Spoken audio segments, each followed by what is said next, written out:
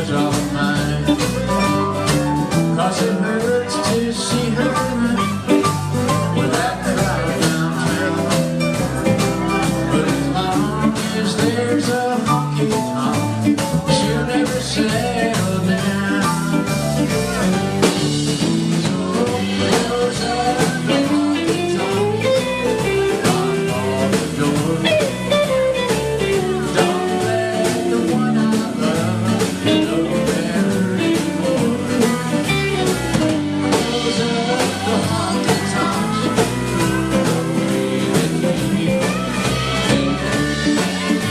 the one I love come back to me. The one I love come back to me.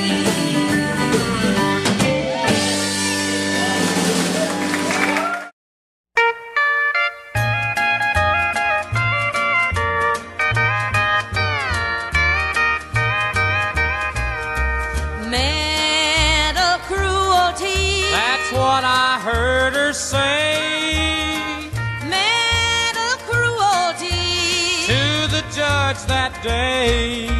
I sat there in silence so she could be free and listen to her lying words. Mental cruelty.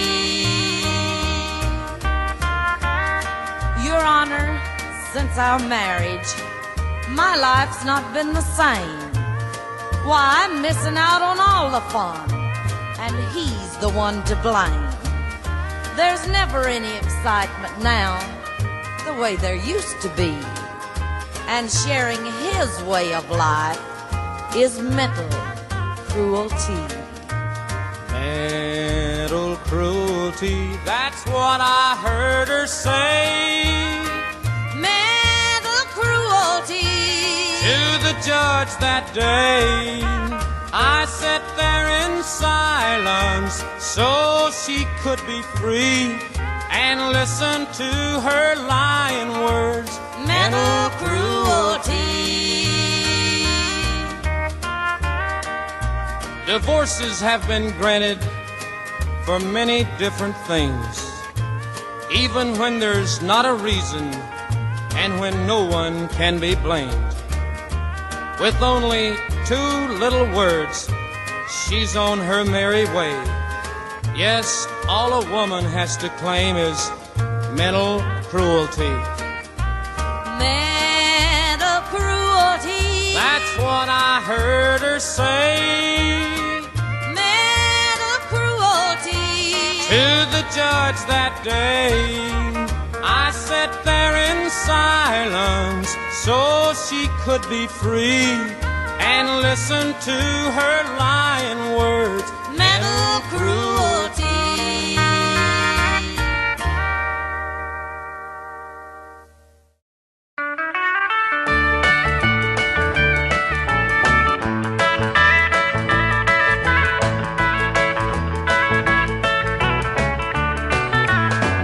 Can't you tell my love's a-growing? Can't you feel it, ain't it showing? Oh, you must be a-knowing I've got a big, big love. It's not the kind of be concealing, just the kind of be revealing. It's not a little bitty feeling, I've got a big, big love. I think it's time we done some walking, I think it's time we done some talking. There's a great big moon above, and we've got a big, big love. This is not infatuation, well, it's true love sensation. It's not my imagination, I've got a big, big love for you.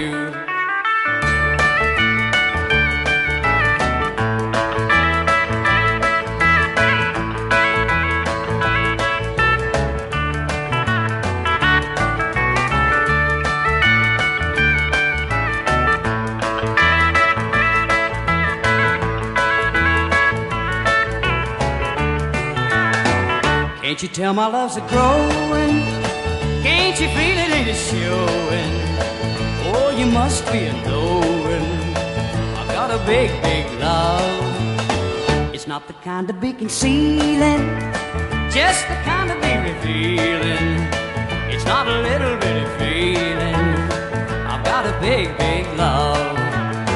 I think it's time we done some walking. I think it's time we done some talking. Well, there's a great big moon above, and we've got a big, big love. This is not infatuation. Well, it's true love sensation. It's not my imagination. I've got a big, big love for you.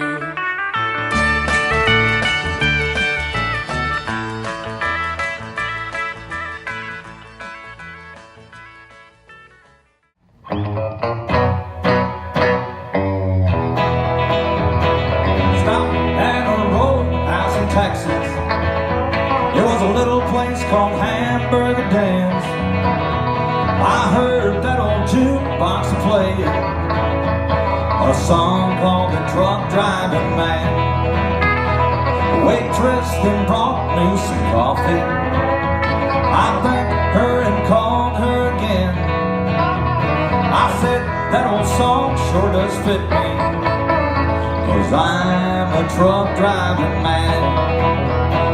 Pour me another cup of coffee. It is the best in the land. I'll put a quarter in the jukebox, and I'll play that truck driving man.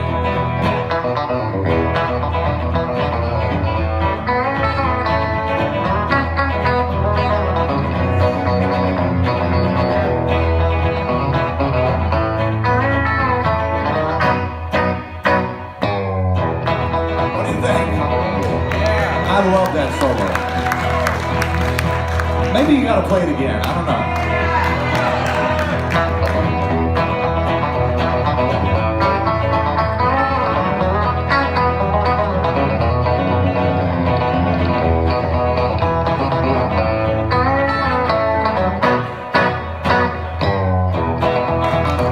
I climbed back aboard my old semi, and then like a flash I was gone.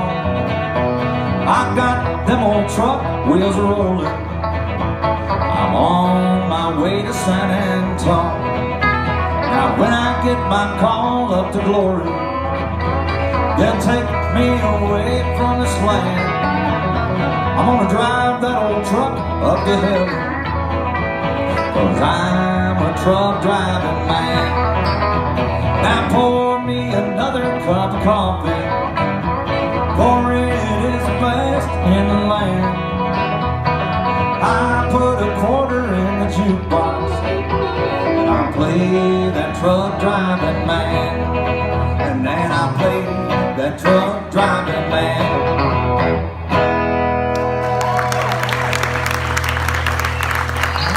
Got him and his group. Say hi to Buck Owens. Here they are. Yeah, the sun's gonna shine in my life once more. Love's gonna live here again. Things are gonna be the way they were before. Love's gonna live here again. Love's gonna live here. Love's gonna live here. Love's gonna live here again. No more loneliness, only happiness. Love's gonna live here again. Yeah.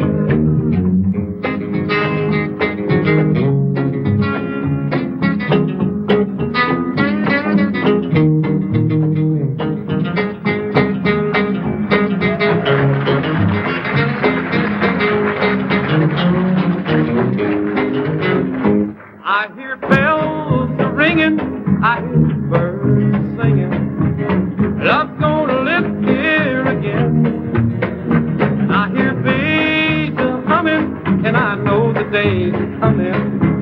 Love's gonna live here again. Love's gonna live here. Love's gonna live here. Love's gonna live here again. No more loneliness, only happiness. Love's gonna live here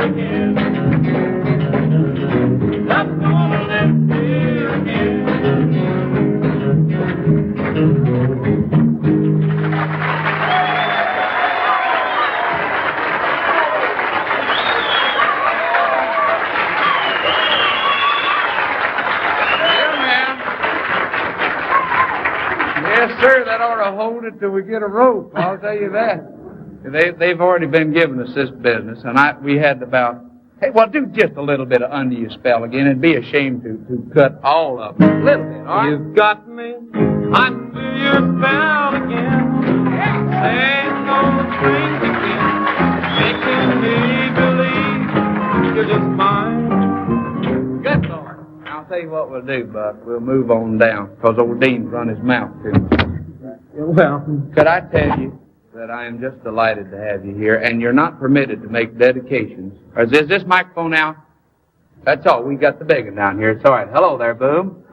Good to see you. You're not permitted to make dedications on the show, but I'm going to do this for my brother, because that's the biggest Buck Owens fan that ever walked the face of the earth. Before the latest one, this was another big one, right? Called Act Naturally. Here's Buck Owens. they're gonna put me in the movies.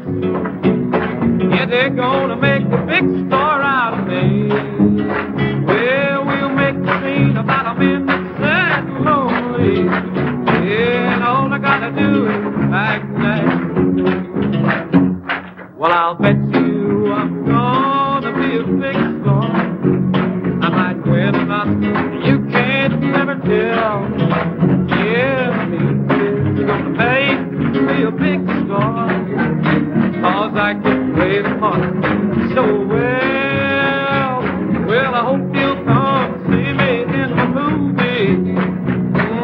Then I know you're gonna plainly see the biggest fool ever hit the big time. And all I gotta do is act naturally.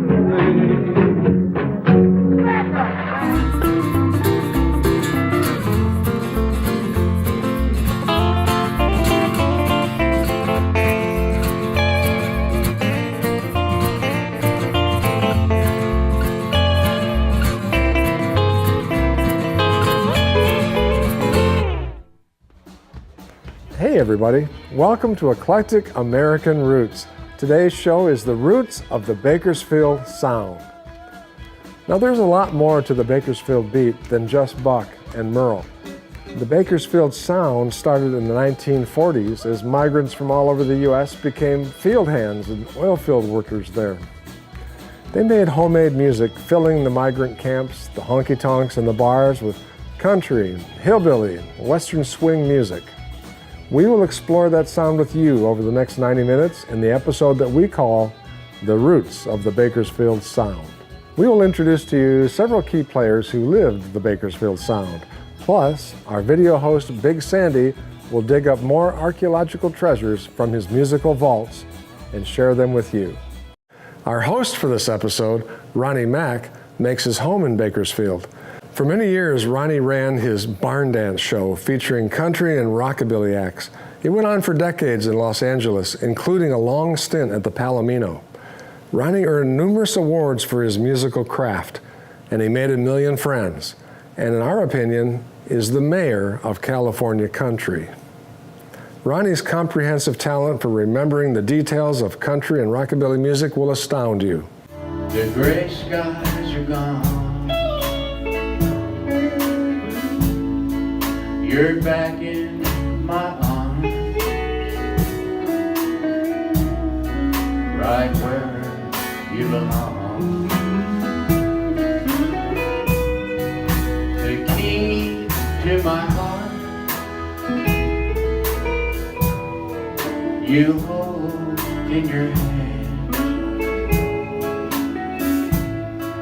and nothing else matters.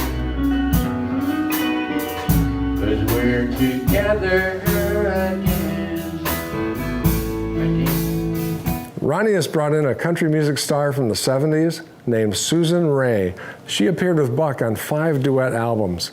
His guest, Scott B. Bomar, is a 2-time Grammy nominee who recently wrote the book on the Bakersfield sound and worked with Bear Family Records to create a 10-CD collection called The Bakersfield Sound. J.D. Manis. He played pedal steel with Buck Owens and the Buckaroos and also was in the house band for the syndicated TV show Hee Haw. Finally, Buck's son Johnny Owens will join us, now a country band leader himself. He'll share some memories of growing up on tour, backstage, and on the family ranch with Buck and his many talented friends. Our first guest is a man named Scott Bomar, who has quite a history with the Bakersfield Sound and Bear Family Records. He originally was nominated for a Grammy in 2015 for The Other Side of Bakersfield, which is a compilation CD on Bear Family Records. And just recently, of course, he's just put out about a year ago a 10 CD compilation on the Bakersfield Sound, the title of which is The Bakersfield Sound, Country Music Capital of the West, 1940 to 1974, on Bear Family Records. And this compilation set includes 307 tracks and 224-page hardcover book. And the release party was just about a year ago in Bakersfield, of all places, at Buck Owens Crystal Palace. And a lot of celebrities and a lot of people that are part of the LA music scene and stuff all came up to be part of that. And we're going to be doing a great interview with Scott right now. Is Scott there? I'm here. Thanks, Ronnie. Oh, great. So this is pretty incredible because you have been nominated for 2 Grammys for the Bakersfield Sound. My first Grammy nomination, as you mentioned, was for a compilation called The Other Side of Bakersfield, which was a compilation of Bakersfield rock and rockabilly inspired stuff from the mid-50s to the early 60s. A lot of rare records were included on that.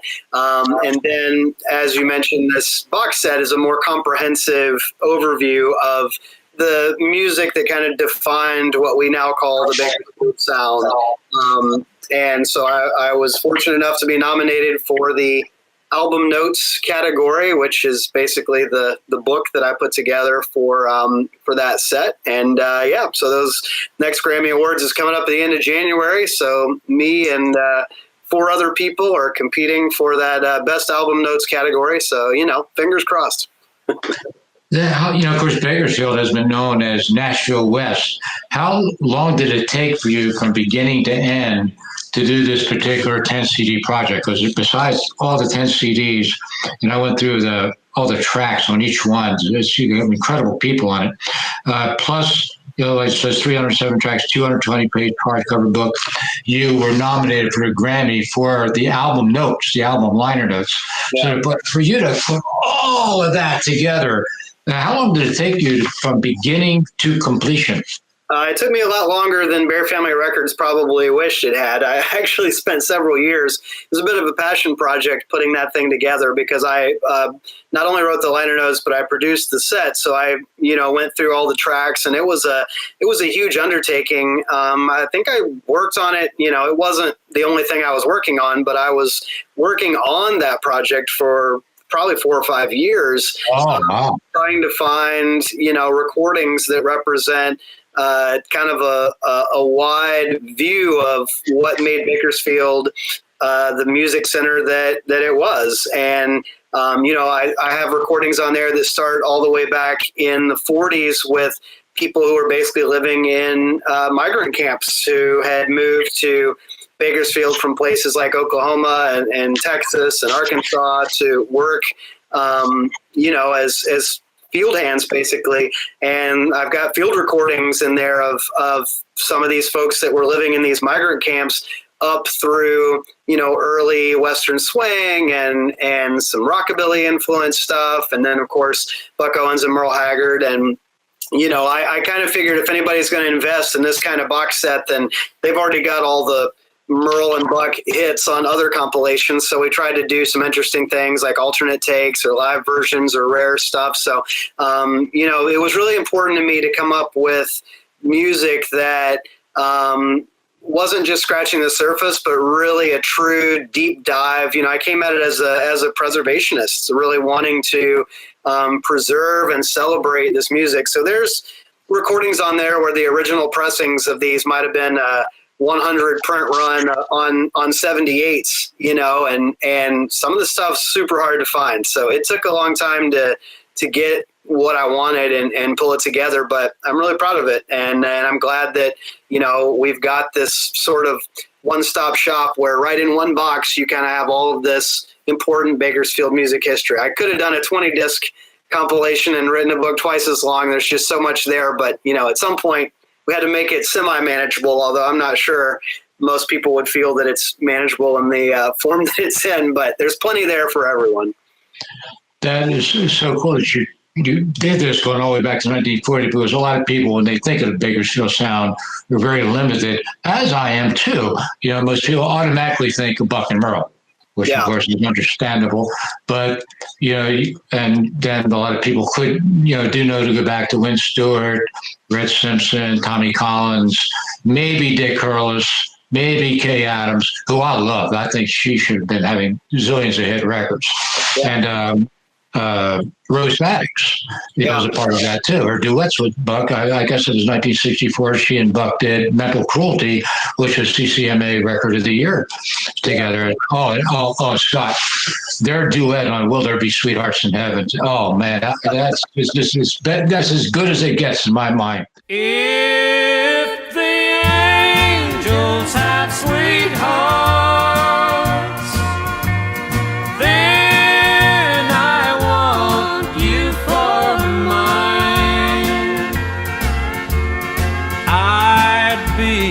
drown and sleep in the street, or I'd be a beggar with rags on my feet, if I knew for sure when the time comes to part, someday in heaven you'd be my sweetheart. Will there be sweethearts in heaven after we've crossed the line? If the angels have sweethearts, then I want you for mine. If I should go first and leave you behind to face life alone, bear this in mind, I'll be awaiting, if heaven's my fate, to take you by the hand just inside the pearly gates. Yeah, incredible. And, but you make a good point, Ronnie. There's so much more to it than Buck and Merle. But Buck and Merle are the reason that people sort of took notice of Bakersfield, because that's true. You had Buck. It was unusual for a guy as successful as Buck was in the 1960s to not be based in Nashville. Virtually all major country artists were based in Nashville, a few in Texas, but most in Nashville in that period. And Buck was arguably the most successful country artist of the 1960s, and Merle was almost inarguably the most successful country artist of the 1970s. So just by virtue of the fact that both of these guys happen to be based in kind of this seemingly random California town is what turned people's attention to Bakersfield to say, well, what is it about this place? Why did these two guys happen to come from this same location? So we have Buck and Merle to thank for shining a spotlight on it. But, Haggard himself said, there's a quote from him in the box set that I used where he said, Buck and I are the end result of a lot of years of music in this town. So, Buck and Merle didn't exist in a vacuum. They came from a lineage. They came from a music community in Bakersfield that was very much live music centered. There was a thriving local scene in dance halls and beer joints and clubs that those guys apprenticed in for years and years and years. And for every Buck Owens, for every Merle Haggard, for every Red Simpson, there's another dozen guys that were part of that scene who were really forming an environment that gave birth to Buck Owens and Merle Haggard. So it's this really cool thing where you had this organic music scene arise that gave birth to these two massive stars who were then able to shine a light back on the community that they came from. And so I think that's a really cool thing. And I forgot to mention, too, somebody who's important from the 60s was Tommy Collins. And, of course, talking about Merle, he had a big hit record. I think it was in 1980 called Leonard, which, of course, Leonard Sykes was the real name of Tommy Collins, and did kind of a biographical song, and never naming Tommy Collins in the record, but everybody kind of knew. And it was just titled Leonard. And that was a big hit for them, too. And, it's interesting when you look at Tommy Collins, there's so many connections because it was a small music community. But Merle, when he wrote his autobiography, gave a lot of not lip service because it was heartfelt, but he gave a lot of credit to Tommy for helping him understand what makes for a great song. And he talked about he and Tommy used to drive around in the car and listen to the radio. This is when Merle was like fresh out of prison, just trying to figure out how to play and write songs. And Tommy had a little success on Capitol Records already. And so Tommy and Merle would listen to the radio and analyze what made it a good song. And Merle talked about how Tommy would talk to him about, well, here's why this song works. And he says, if it wasn't for Tommy Collins, I wouldn't have become the songwriter I did. And of course, Merle, to me, is one of the greatest American songwriters of all time in any genre.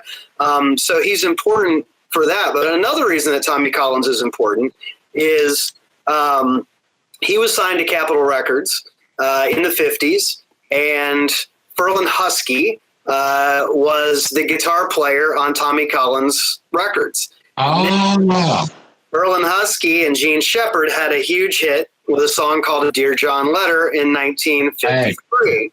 We mentioned Wynn Stewart, who was an important influence on the Bakersfield sound, even though he wasn't somebody who lived in Bakersfield. But he was a huge influence on Buck Owens and Merle Haggard, and his pedal steel guitar player, Ralph Mooney, played on Buck and Merle's early records. And that sound is what people very often think of when they think of the Bakersfield sound. So we're going to watch a clip of Wynn Stewart on Buck Owens' syndicated TV show in the late 60s doing a duet with the great Don Rich. It's such a pretty world today. Just look at the sunshine, and every day's the same since I met you. It's such a pretty world today, knowing that you're mine. Well, happiness is being close to you. And though the rain may fall, my skies will all be blue. And if I look close enough, the sun comes shining through. It's such a pretty world today. Look at the sunshine today and every day since I met you.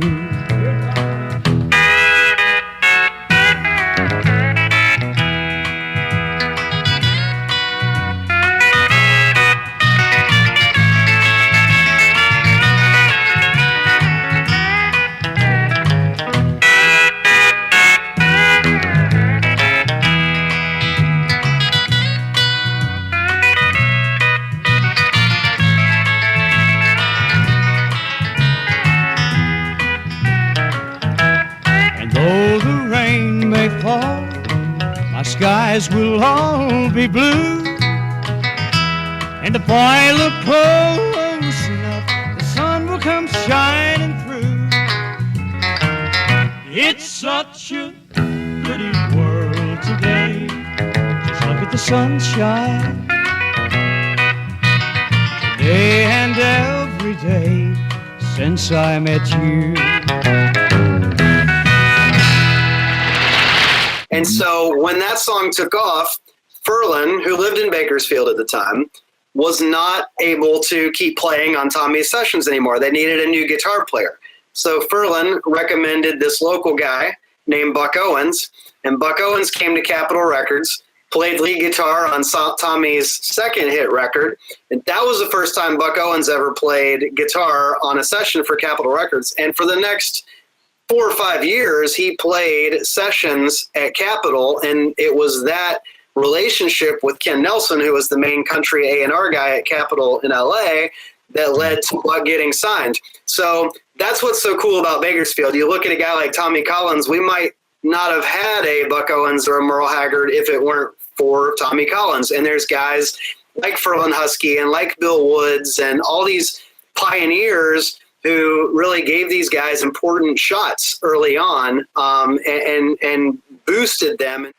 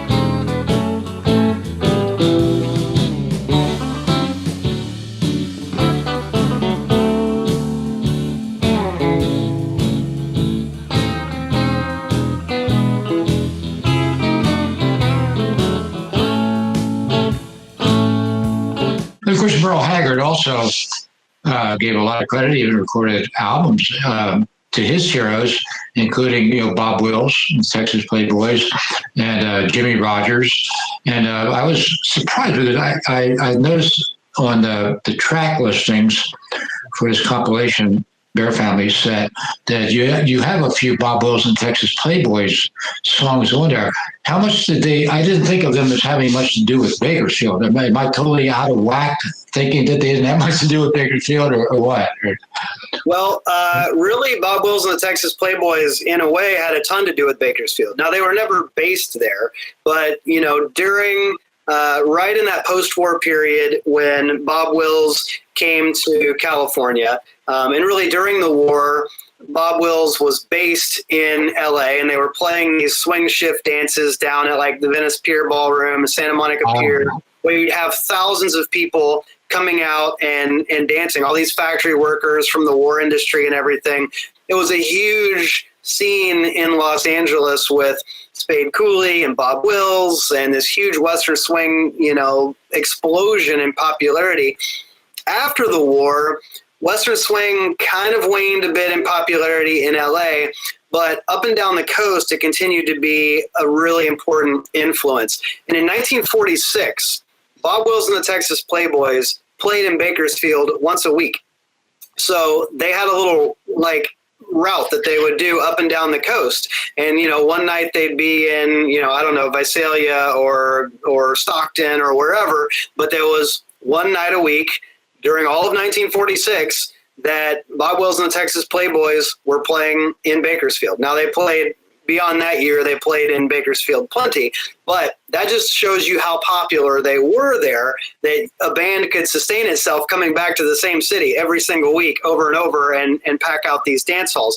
Merle would sneak out of his house as a kid and go stand on his bicycle seat to look in the window of the dance hall to watch Bob Wills, who was his hero, you know? And so you don't have Merle Haggard without Bob Wills. I mean, he was such an influence on Merle.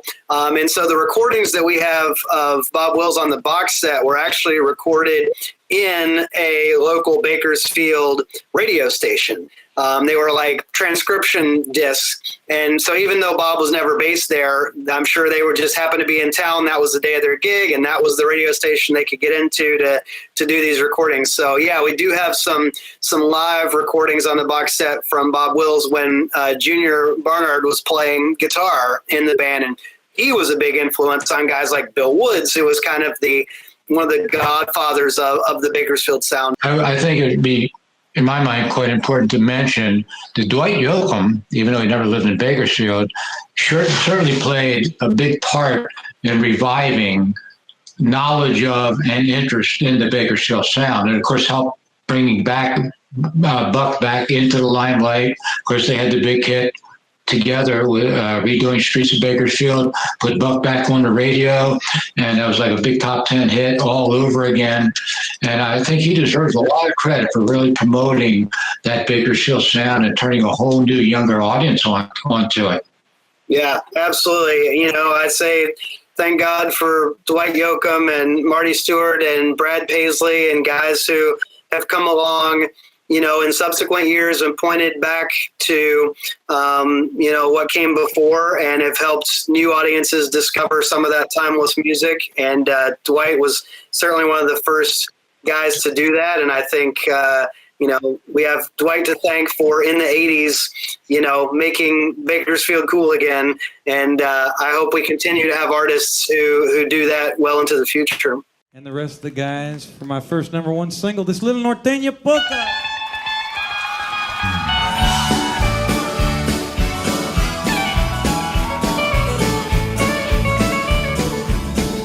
I came here looking for something I couldn't find anywhere else.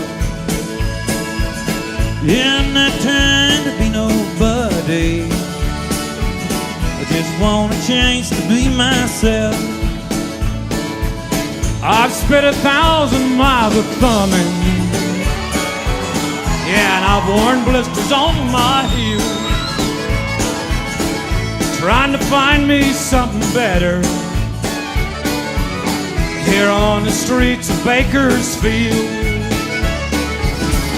You don't know me, but you don't like me. Say you care, that's how I feel. But how many of you that sit and judge me ever walk the streets of Bakersfield?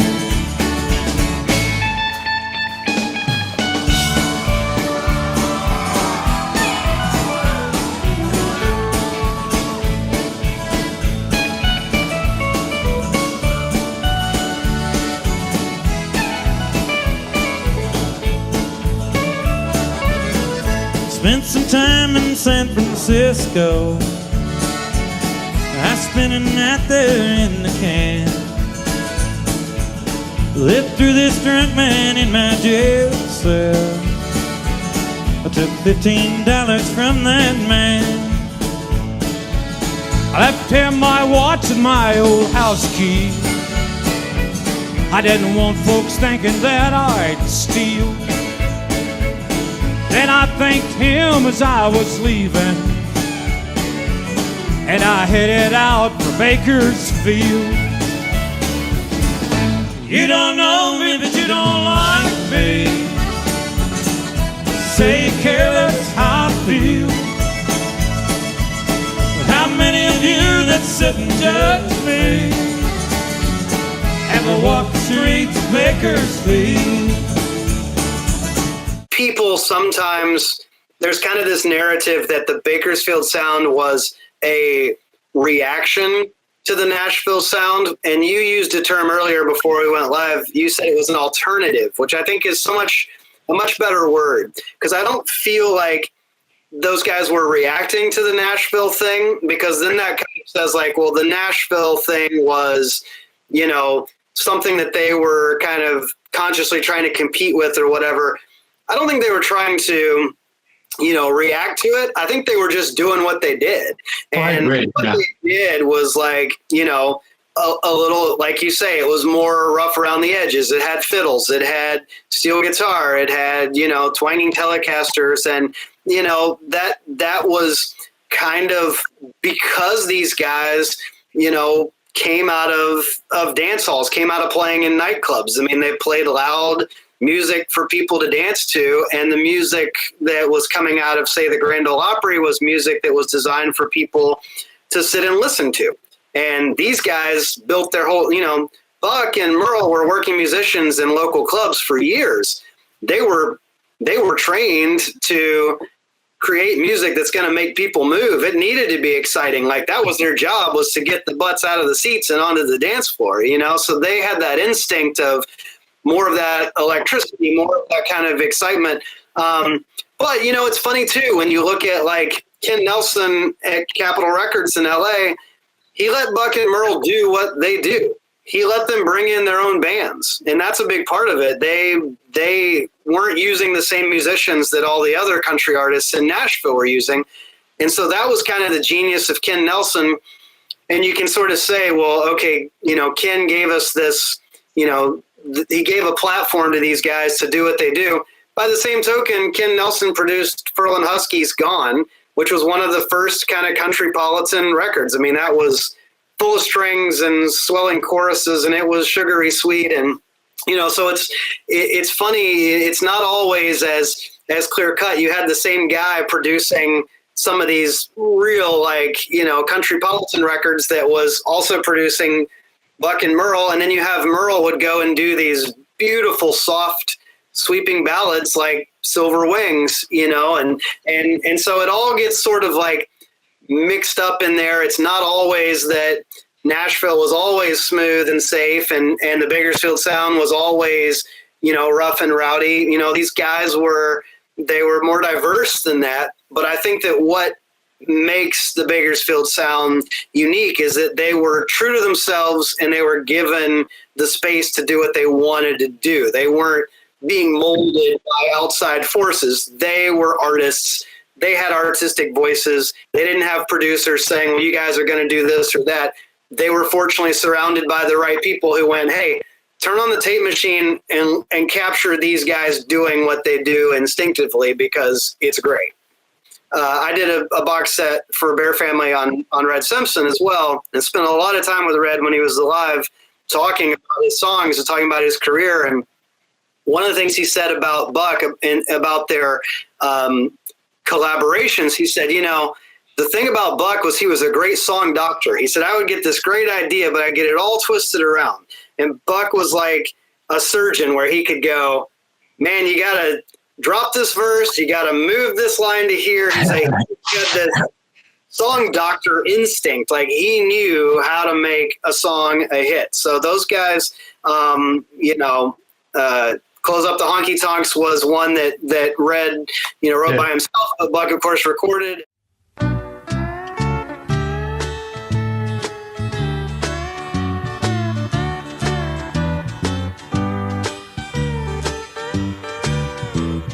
She's in some honky tonk tonight, I know.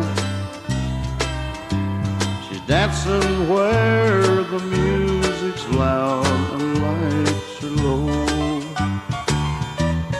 In a crowded bar, she loves to hang around. And as long as there's a honky tonk, she'll never settle down. So close all the honky tonks, lock all the doors. Don't let the one I love go there anymore. Close all the honky tonks, throw away the key. Then maybe the one I love will come back to me. Relationship between those two brought a lot of great songs into the world.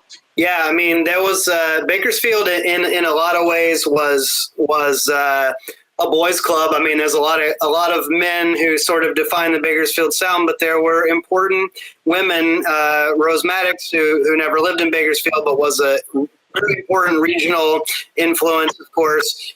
Kay Adams, who you mentioned, Bonnie Owens, who was married to Buck and later married to Merle and made some great records in her own right. She's incredibly important. I think Bonnie Owens is probably to Merle Haggard what Don Rickey was to Buck in terms of being a real creative partner and collaborator. So yeah, it's true that in addition to a lot of the guys that we've talked about, there were a handful of very important women who were part of that Bakersfield scene. And, so I know we could probably talk about this stuff all night, but if folks want to check out that Bakersfield box set, we've got a good cross section of a lot of the guys and gals that we've talked about, and many, many more. We've only scratched the surface here, but there's such an important, rich musical tradition in Bakersfield, and I'm just glad that we have the chance to do this and talk about it and celebrate that tradition today. Folks can go to Amazon and look up the Bakersfield Sound box set, and they can find out all about all those backup musicians and the headliners that we've talked about. And it ain't cheap, but it is worth it. And, maybe it's something people could put on their last-minute holiday wish list. Bring along your cotton sack, you can pick the whole year round. Get your money every night and spread your blankets down. It's always bright and warm, you can sleep out on the ground. But listen to me, okay, as I came out here one day. Spent all my money getting here, now I can't get away. The night that I landed here, it almost came a flood. On the long lost highway, may you never be alone like me. Your cold, crazy cheating heart gave me the lovesick blues. I can't hate just another guy on the lost highway. Oh, turn it on, Mr. Turner.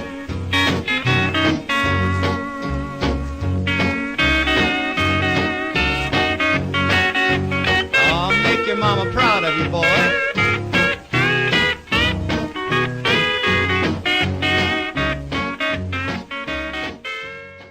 Reads a funny book, oh, funny book, funny book. She can't even sew or cook, but she's a beauty when you look just behind her funny book. One night I went to see her folks. She asked me once or twice, so finally I accepted, 'cause she tells me they're real nice. We entered from the back.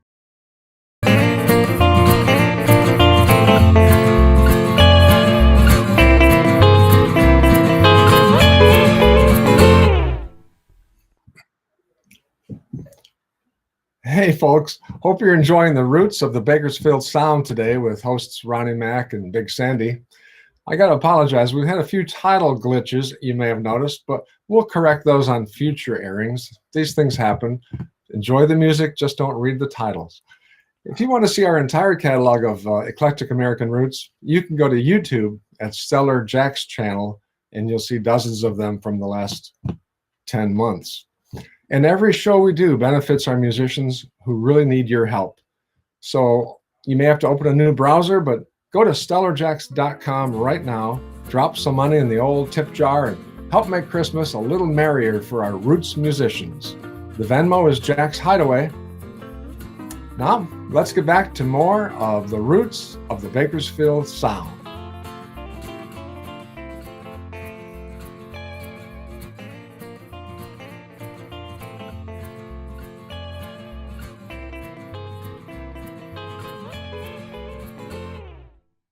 Let's bring in Big Sandy, our musical historian and rockabilly legend, who has several vintage segments in today's show.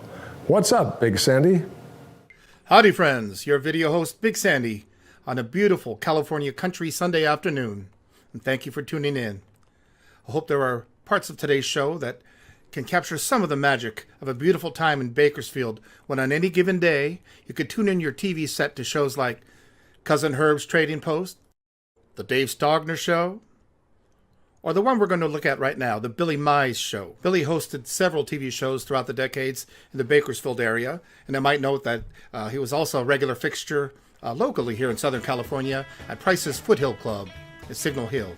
This rare footage that we're going to take a look at right now wasn't easy to come by. But no risk is too great for you, the Eclectic American Roots viewer. Let's take a peek now into Bakersfield's beautiful past as we look at the Billy Mize Show.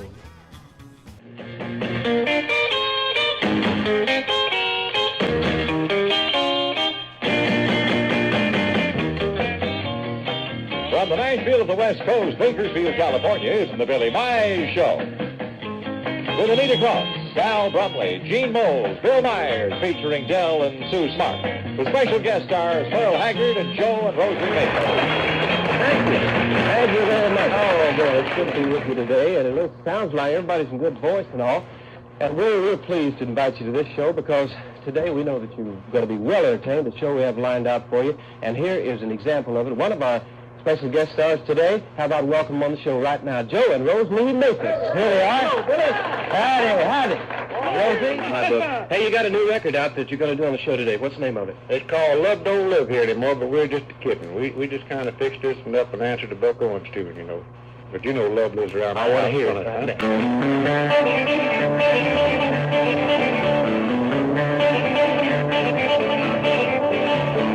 Love don't live here anymore. What happened to without the happy soul? I've been a stranger and I know. Love don't live here anymore. Love used to live here a long, long time ago. We were so happy when we loved each other so. And one day jealousy came walking through the door. Love don't live here anymore. But this time, no one else mattered. I was the only one that demanded no claim. Before love don't live here anymore. Love don't live here anymore. What the people left me happy for? Love, I don't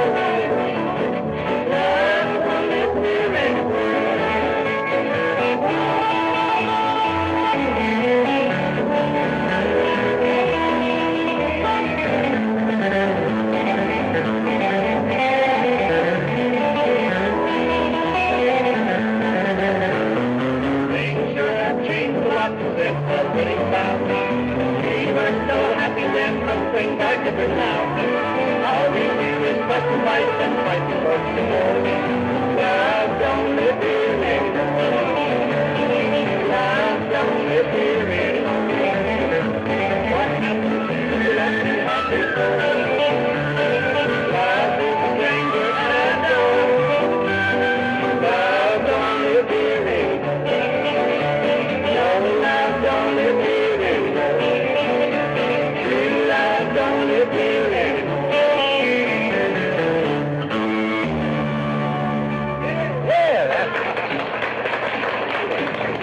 You can't beat, you just can't beat that kind of picking. No wonder the Joe and Rose Lee are so famous and so well loved all over the country and everything. They keep them moving, too.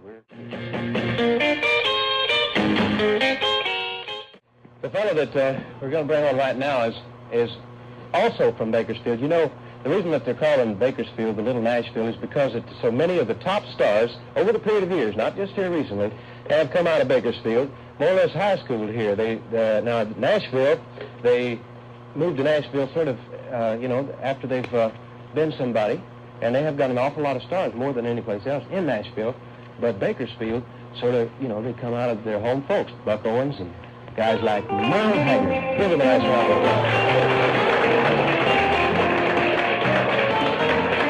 Oh, the love you promised would be mine forever. I would have bet my bottom dollar. It sure turned out to be a short forever. Just once I turned my back and you were gone. From now on, all my friends are gonna be strangers. I'm all through, never trusting anyone. The only thing I can count on now is my fingers. I was a fool believing in you, and now you are gone. It amazes me not knowing any better than to think I had a love that would be true. Why I should be taken out parenthetic to have let myself be taken in by you. From now on, all my friends are gonna be strangers. I'm all through, never trusting anyone. The only thing I can count on now is my fingers. I was a fool believing in you, and now you are gone.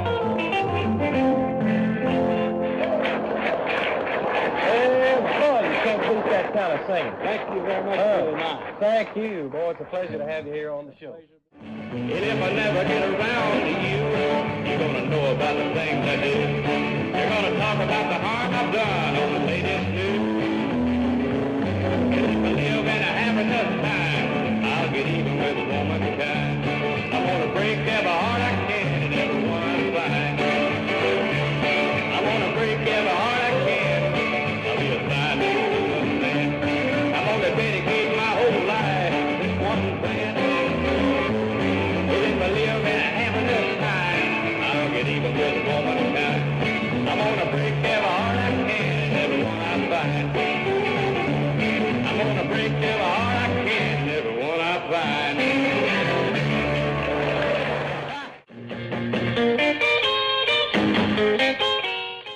The Billy My Show with guests Joe and Rosalie Maphis and the one and only Merle Haggard. And here's to hoping that more footage like that surfaces soon. I think it will. And now, a double dose of one of the greatest singers of all time, Bakersfield style or otherwise. This isn't the only time you'll be hearing about him on the show, but he's one of my favorites and I wouldn't dare think of leaving him out. Ladies and gentlemen, Win Stewart. You know, we mentioned many times it's always good to have a good buddy drop by and visit with us here at the Buck Owens Ranch. And this fella is one of our best buddies. He not only sings a mean song, but he's one of the finest guys in the industry. Here's Wynn Stewart in one called I Won't Live That Long. I can't show all the love I feel within my heart. I can't give you all you deserve, only part. You've made my life a sweet and happy song, and I'd do as much for you, but I won't live that long. Well, I'd need 100 years to tell you how great you are, and then another 100 proving that the words came from my heart. But I'll do my best in these short years to come to do as much for you, but I won't live that long.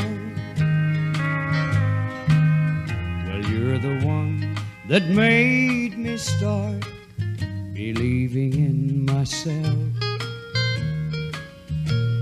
I owe my peace of mind to you and no one else. If I have strength, it's you that makes me strong. I do as much for you, but I won't live that long. Oh, I'd need 100 years to tell you how great you are, and then another 100 proving that the words came from my heart. But I'll do my best in these short years to come to do as much for you, but I won't live that long. And I'd do as much for you, but I won't live that long.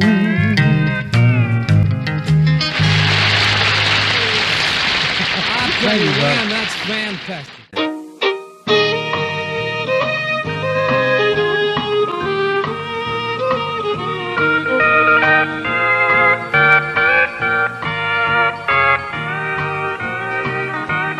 Wishing I could see you again, dear, that the fire of love would burn once more. But I guess that's wishful thinking, and too much to be wishing for. Just thinking how you once kissed me, wishing that it hadn't meant goodbye. But I guess that's wishful thinking. Now I know why some people cry. I'll just live my life in dreams and long for your love. It's you I'm wishing for, it's you I'm thinking of. And my heart echoes the love words you've spoken. How I wish I could hear them from you.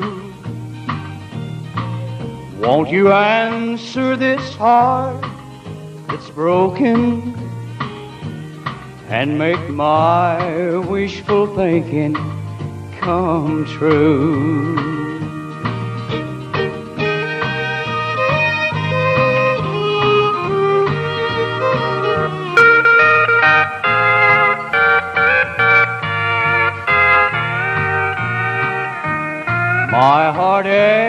echoes the love words you've spoken. How I wish I could hear them from you. Won't you answer this heart that's broken and make my wishful thinking come true? This has been the Buck Owens Show with Buck Owens and the Buckaroos, Kay Adams and Wynn Stewart, featuring their great American music.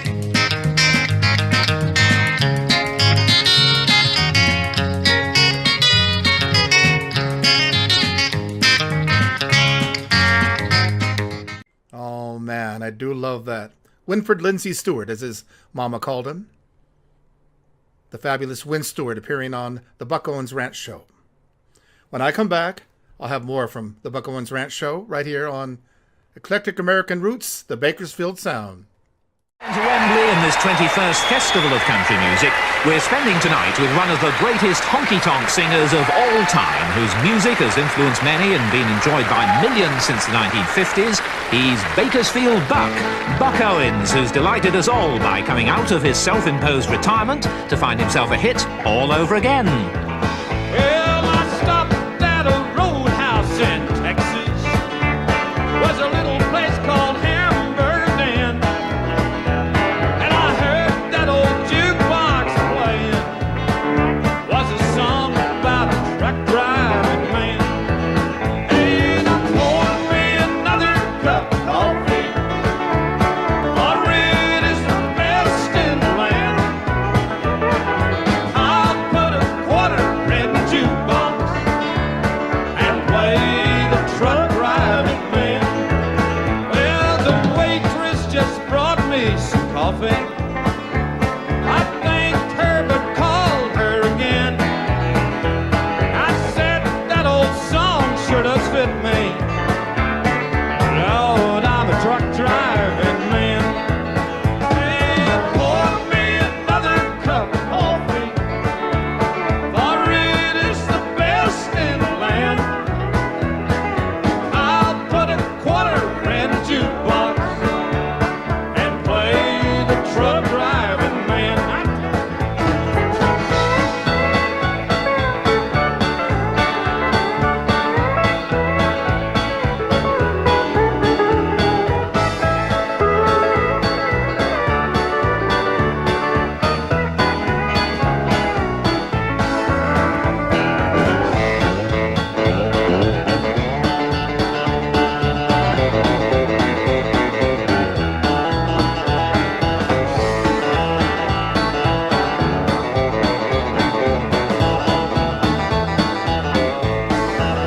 Well, I climbed back aboard my old semi, and then like a flash I was gone. I got them old truck wheels rolling. Hey, I'm on my way to San Antonio. And pour me another cup of coffee.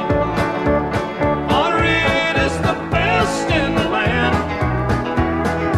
I'll put a quarter in the jukebox and play the truck driving man. And play the truck driving man.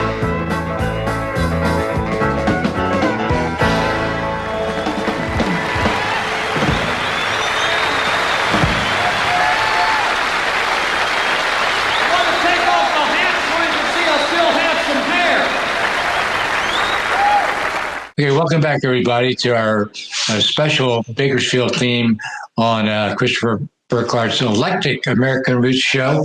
And our next guest is J.D. Manis, who's one of the all-time legendary steel guitar players, and not only the history of country music, but music in general, and to show just how incredibly great and respected of a steel guitar player he is. He is not only, he's played, of course, with so many country legends, but he also has a platinum record for playing on one of Eric Clapton's all-time most popular hit records, Tears in Heaven. He's also worked with people like Barbra Streisand, Sammy Davis Jr., Tom Jones, Neil Diamond, Elton John, the Carpenters, and he's played on musical soundtracks to a very popular television show, Dukes of Hazzard, the Clint Eastwood movie, Every Which Way But Loose, and of course other country artists too, like Ray Price, Hank Jr., Randy Travis, and Dwight Yoakam. And he has won from the Academy of Country Music Awards just for Steel Guitar Player Award 18 times Steel Guitar Player of the Year from the Academy of Country Music between the years 1970 to 2002. But you also won some other trophies from Band of the Year, probably like what, the Palomino Riders, maybe? Right. And you started out when you were about 11 years old. You started playing steel guitar, lap steel guitar, and you started very, very early on already playing gigs in the clubs and the bars back at the time. Yeah, exactly right. I was about 14 or 15 and sneaking into the bars and playing and going outside on the breaks so the AV board wouldn't catch us. Well, in the early 60s, you were playing the Aces Club, which is in the City of Industry, and you were working at the time with Eddie Drake, Gene Davis. Eventually, you went on into 67 to play with the International Submarine Band, which went on to be a classic album as time goes on, featuring Graham Parsons. And, of course, in 68, the Bird Sweetheart Rodeo album, which is a groundbreaking album in the history of country rock circles. But in 1969, here's where you come into the Bakersfield sound. You hooked up as the new steel guitar player in Buck Owens' Buckaroos. Did Buck already hear you play? Did he already know who you were? Did somebody recommend you? Did you have to audition? How did that big move come along for you? Well, at the time, I was trying to be a session steel guitar player in Hollywood, and I was doing demos for Buck's publishing company. It was named Blue Book Music. And Bob Morris, who wrote the song Buckaroo, was doing all the demos, and we did them in LA. And so it was a skeleton crew, myself, Bob Morris, a bass player and a drummer. We would do songs for Buck's company, as I said. And he heard me play on those things, and Tom was going to be leaving, Tom Brumley, leaving the band. So he called me over one night. They were in town recording, and Buck called me over to the hotel where he was staying and popped the question, did I want to come be a Buckaroo? And of course I said yes. And that led on, you played the whole year of 1969 with Buck, including, that was the very first year of Hee Haw. That Buck went on to co-host with Ray Clark, and you were on 13 episodes that whole first season of Hee Haw. Exactly right. We went to Nashville to do that. And then we were there 2 weeks to begin with. And we were the band. The Buckaroos backed up all the artists at the time. So we were the band. And on the weekend between the 2 weeks, we went out and played gigs with Buck. He went and worked. So we took a private jet out, come back the next week and do Hee Haw again all week. So so you were really busy at that time then, between still playing live and still doing some recording too.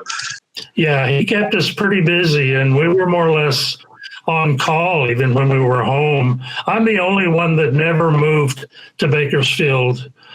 So, I kind of was not the most favorable guy with Buck at the time. But he wanted me to move up there and be a real Buckaroo and be on call. And I didn't want to do that. I wanted to have a recording career also. And that's another thing that he frowned on. He didn't let us work with anybody else or any recordings or even clubs.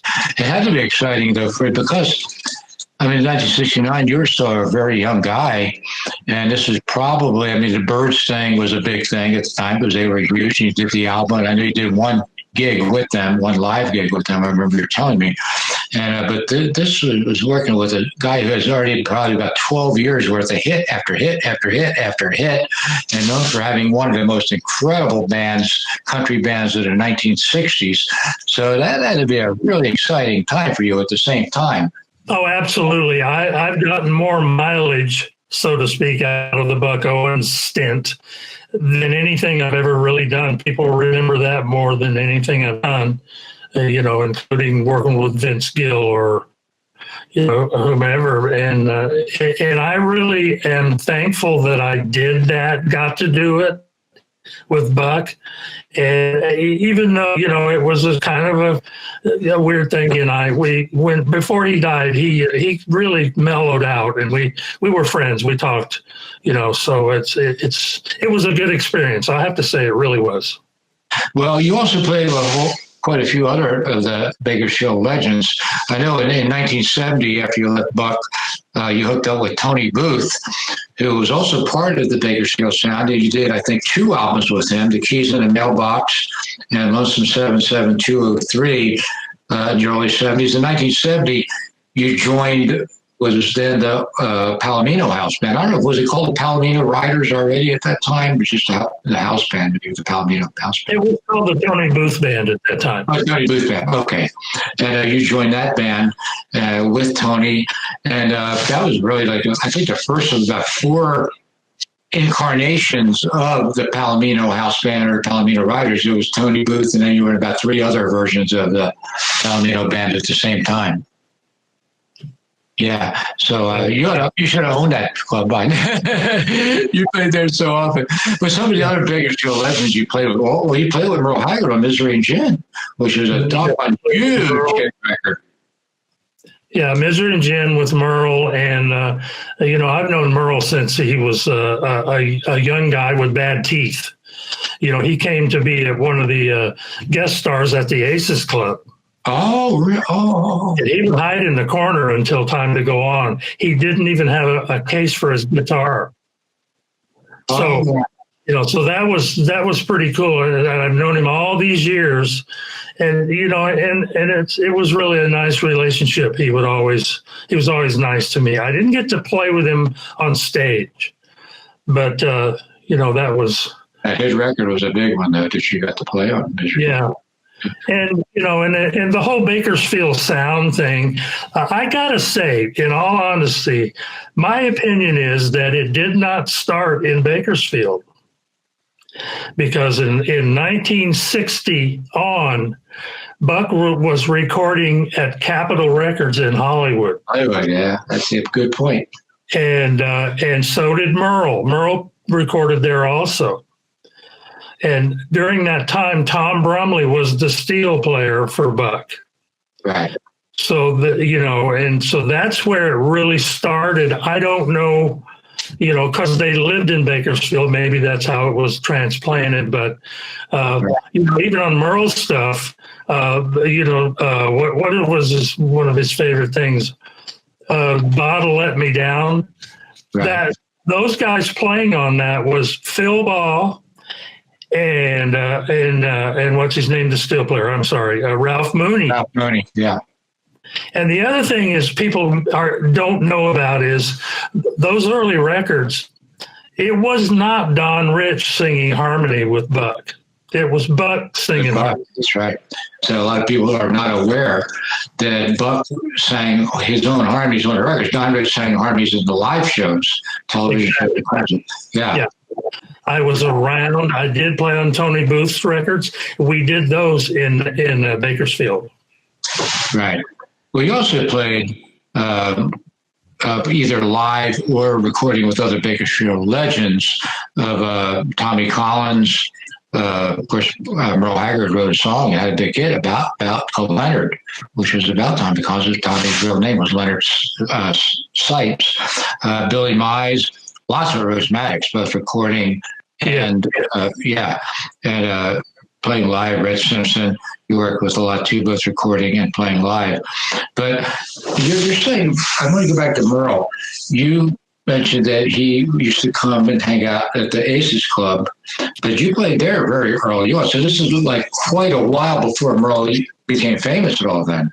Yeah, he was just beginning to be a star.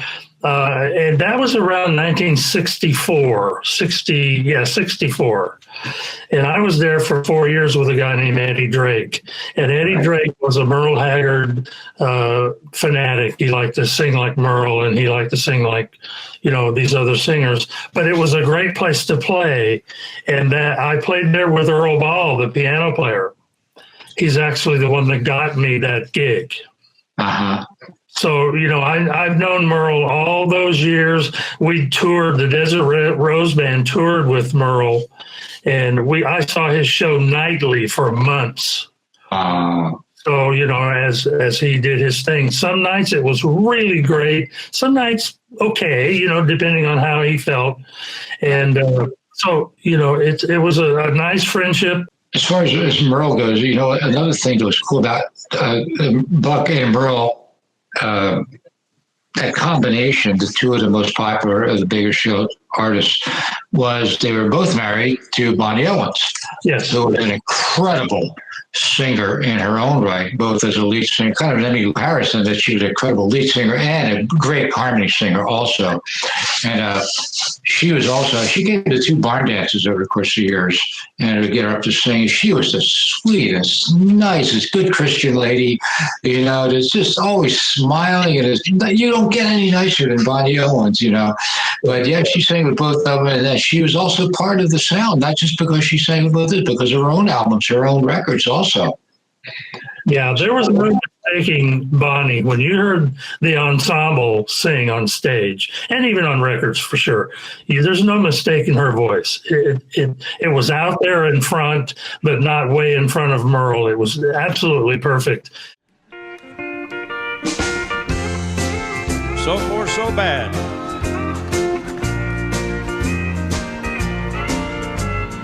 People think it's wonderful how love can be so true. You never say an angry word, no matter what I do. And you have so much faith in me, you trust me anywhere. But the reason, if they only knew, is that we just don't care. Just between the two of us, let's give up this fantasy, for we no longer care enough to even disagree. Everybody envies us and the way we get along, but just between the two of us, we know our love is gone. And when that didn't happen anymore, Merle's thing kind of lost a little bit, and I'm sure he knew that. Well, you mentioned earlier Ralph Mooney's name. Did you get to know him at all? I knew Ralph pretty well. Oh, you did? When he was working with Waylon, we talked quite a bit. But I never got a chance to really hang out with Ralph. So I know he worked with Merle, but maybe I'm mistaken. Wasn't he Buck's steel player before Tom Brumley? Oh, yes. Yeah, that's what I thought, in the 50s, later 50s and stuff. Yeah, Ralph played on all those great early hits, and nobody else could ever play it that way. They haven't played it since that way. He was perfect for that. And that's the sound, really, that Buck wanted. And so did Merle. So he wound up with Tom, who his sound was different than Ralph Mooney, but he made a thing for himself playing with Buck. I wasn't there long enough.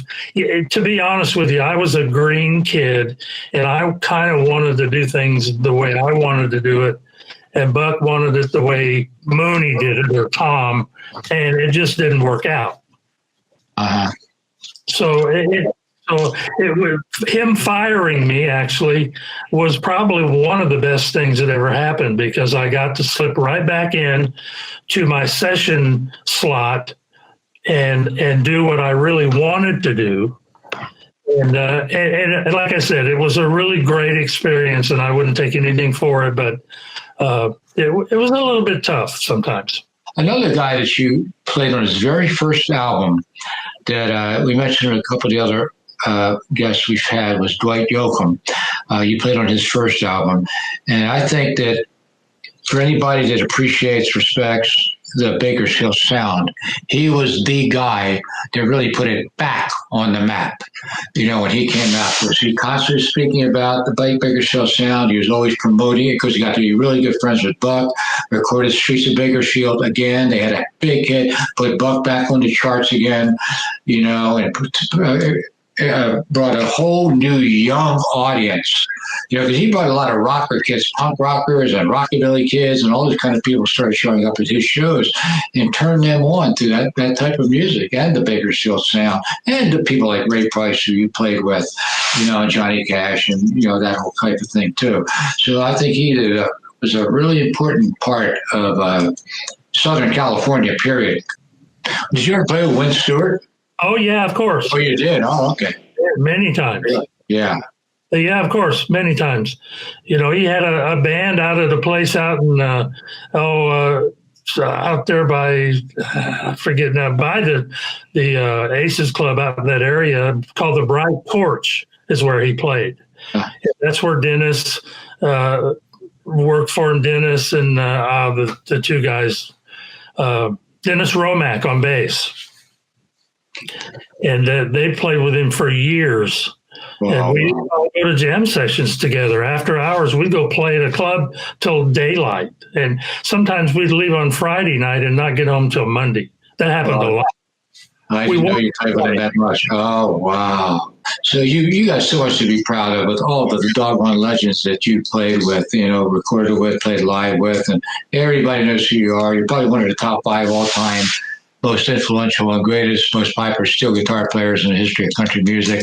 And all the other people that you played with that aren't even country artists, Barbra Streisand, Sammy Davis Jr., you know, Neil Diamond, all these people, that sure says a heck of a lot about you, because to get that kind of work, not only does it mean that you are an incredible musician, but you have to be a heck of a wonderful personality and an all-around reliable, honest, good, decent person to get the kind of adulation and respect and appreciation that you have in music circles. The 60s, Buck Owens made famous one called Hello Trouble. Goes like this.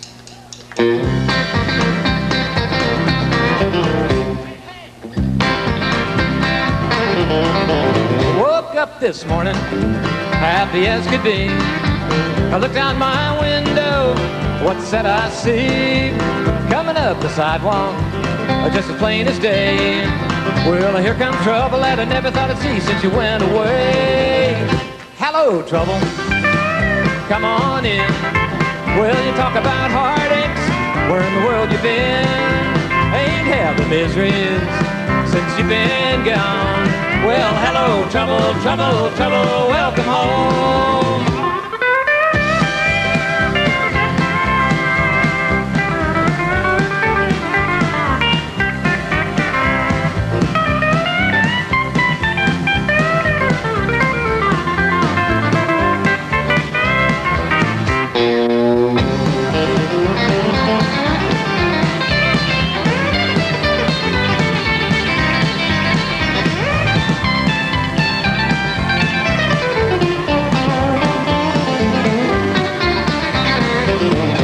A pot of coffee, and you can rest your shoes, and you can tell me them sweet lies, and I'll listen to you. It's just a little part of the life we've lived. Although I'd rather have a little bit of trouble and never know the love you give. Hello, trouble, come on in.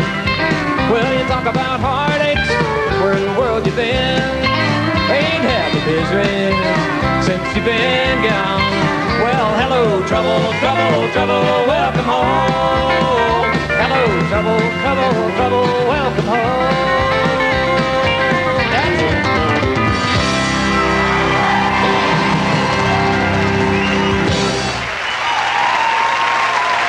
Thank you.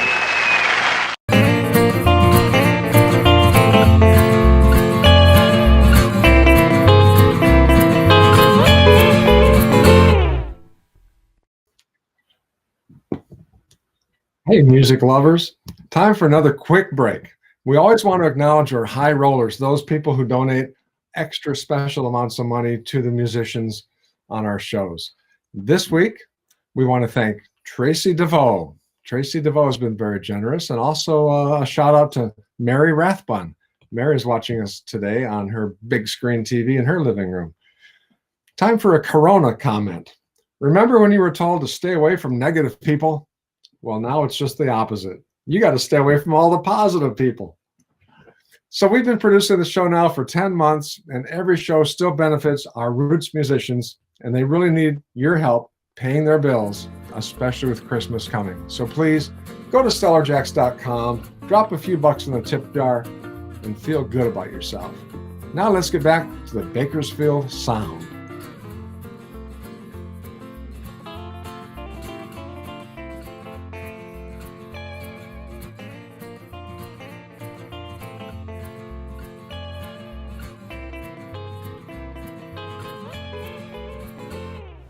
Let's see what Big Sandy has in his next segment on the Bakersfield Sound.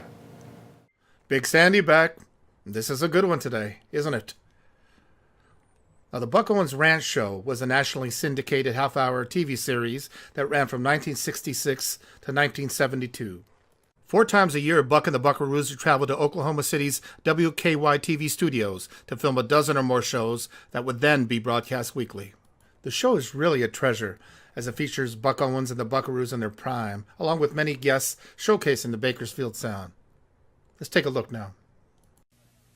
The following program is a Mathis Brothers color production. The Buck Owens Show with Buck Owens, the Buckaroos, and Kay Adams, playing and singing their great American music.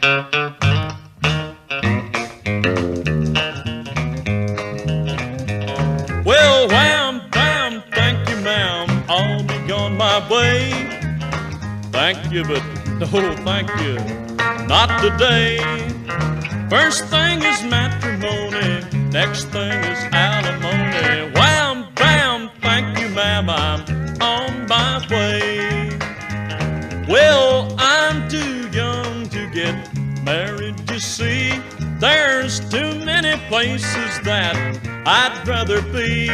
There's a lot of other fishes in the deep blue sea. So wham, bam, thank you, ma'am, that's not for me. Well, wham, bam, thank you, ma'am, I'll be on my way. Thank you, but no thank you, not today. First thing is matrimony, next thing is alimony. Wham, bam, thank you, ma'am, I'm on my way.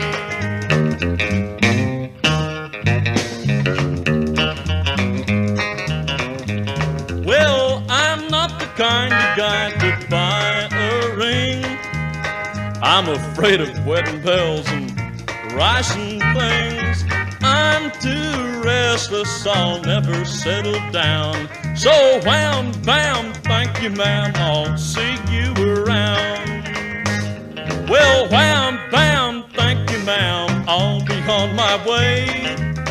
Thank you, but no thank you, not today. First thing is matrimony, next thing is alimony. Wham, bam, thank you, ma'am, I'm on my way. This is Miss Kay Adams, gonna step up and sing all you folks a song, Honky Tonk Heartaches.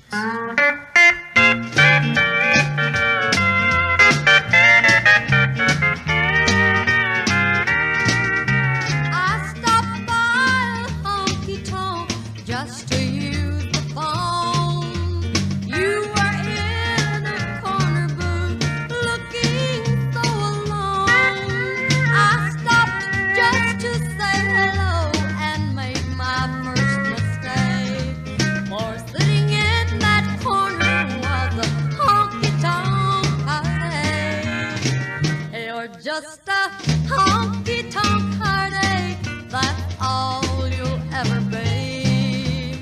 I gave up my foolish hope that you'd start loving me.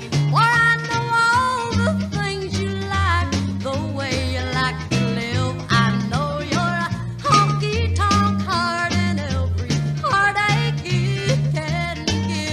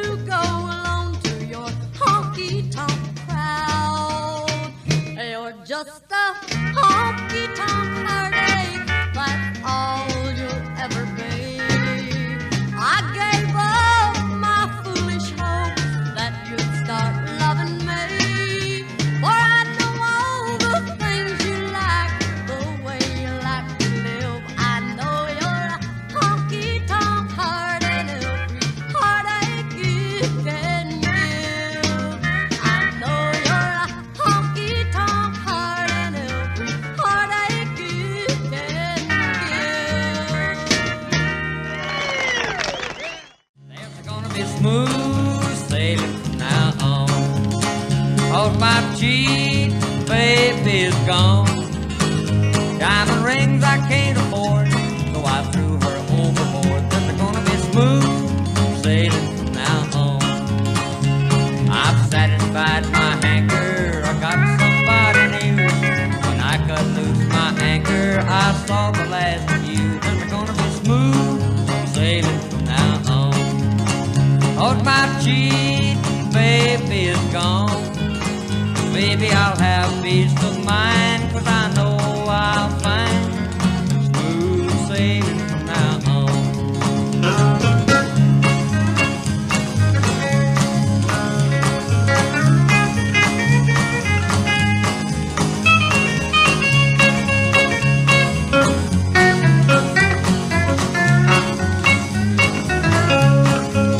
I got me a new baby on my own, and I'll never sail my ship alone. From her head to her feet, she's got all the other feet. And we're gonna be smooth sailing from now on. I'll be the skipper, we'll have a little crew. She and I in kisses, and oh yeah, Mr. Moon. And we're gonna be smooth sailing from now on. Oh, my cheating baby's gone. Baby, I'll have peace of mind, 'cause I know I'll find smooth sailing from now on. The Buck Owens Ranch Show. Right there featuring Buck's right-hand man, Don Rich, the wonderful Kay Adams, and the fantastic performer and incredible songwriter, Tommy Collins. They all played a part in what we call the Bakersfield Sound. And now, it's story time. You know, back in the 90s, I used to play with my band and hang out with all my friends at a little bar in Anaheim, California called the Doll Hut. Late one night, I was DJing at the Doll Hut to maybe 2 or 3 people who weren't really paying attention when who should walk in the door but Miss Bonnie Owens. Can you imagine? I couldn't believe it. Bonnie came in with her friend, a great country singer, Kathy Robertson, and they sat down at the bar, listened to all the records I was playing. I was kind of freaking out. I had a bunch of hillbilly and honky tonk records that I brought with me that night. And Bonnie came over to the booth and was looking through the records and had a story to tell about each one of the artists' records that I was playing. What a night it was. Really magical. With Bonnie Owens being one of the sweetest human beings that I've ever met. And here, being interviewed by TV's Bob Eubanks. Let's take a look at Bonnie Owens and Merle Haggard talking about their unique relationship after their divorce. It's all very sweet. And we get a bit of a Merle Haggard song in there too. Watch. What I find fascinating about this relationship is that Merle just said that he still loves you. Merle's married to Teresa, you're married to Fred, but it's you love each other, you're not in love with each other, but you guys are almost soulmates, aren't you? Yes, I think so. Yeah. I can fight with him. Can you? Yeah, sure. Can you win? I still fight with him, yeah. Yeah. If he's not doing anything right, I say, hey, this is the way it's supposed to be done, you know. Now, this he is doesn't true. listen, but... This is true. Hag, grab that guitar for me just a minute, would you? We do get along great, and I love him. When you guys were married, he wrote some of, I think, the most classic Merle Haggard songs. And you said to me one time, he writes them, and you write them down. I write them down on a piece of paper, yeah. And to this day, when he's missing words, I hear you back in the back telling him the words to these songs. What's your all-time favorite Merle Haggard song? My all-time favorite Merle Haggard song that he wrote, right? Yeah. It's got to be Today I Started Loving You Again. You what? What was Today that? I Started Loving You Again. I think that's it.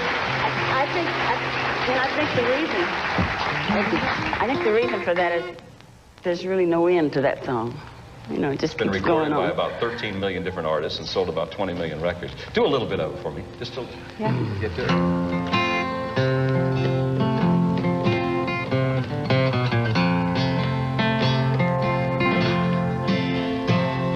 Today I started loving you again,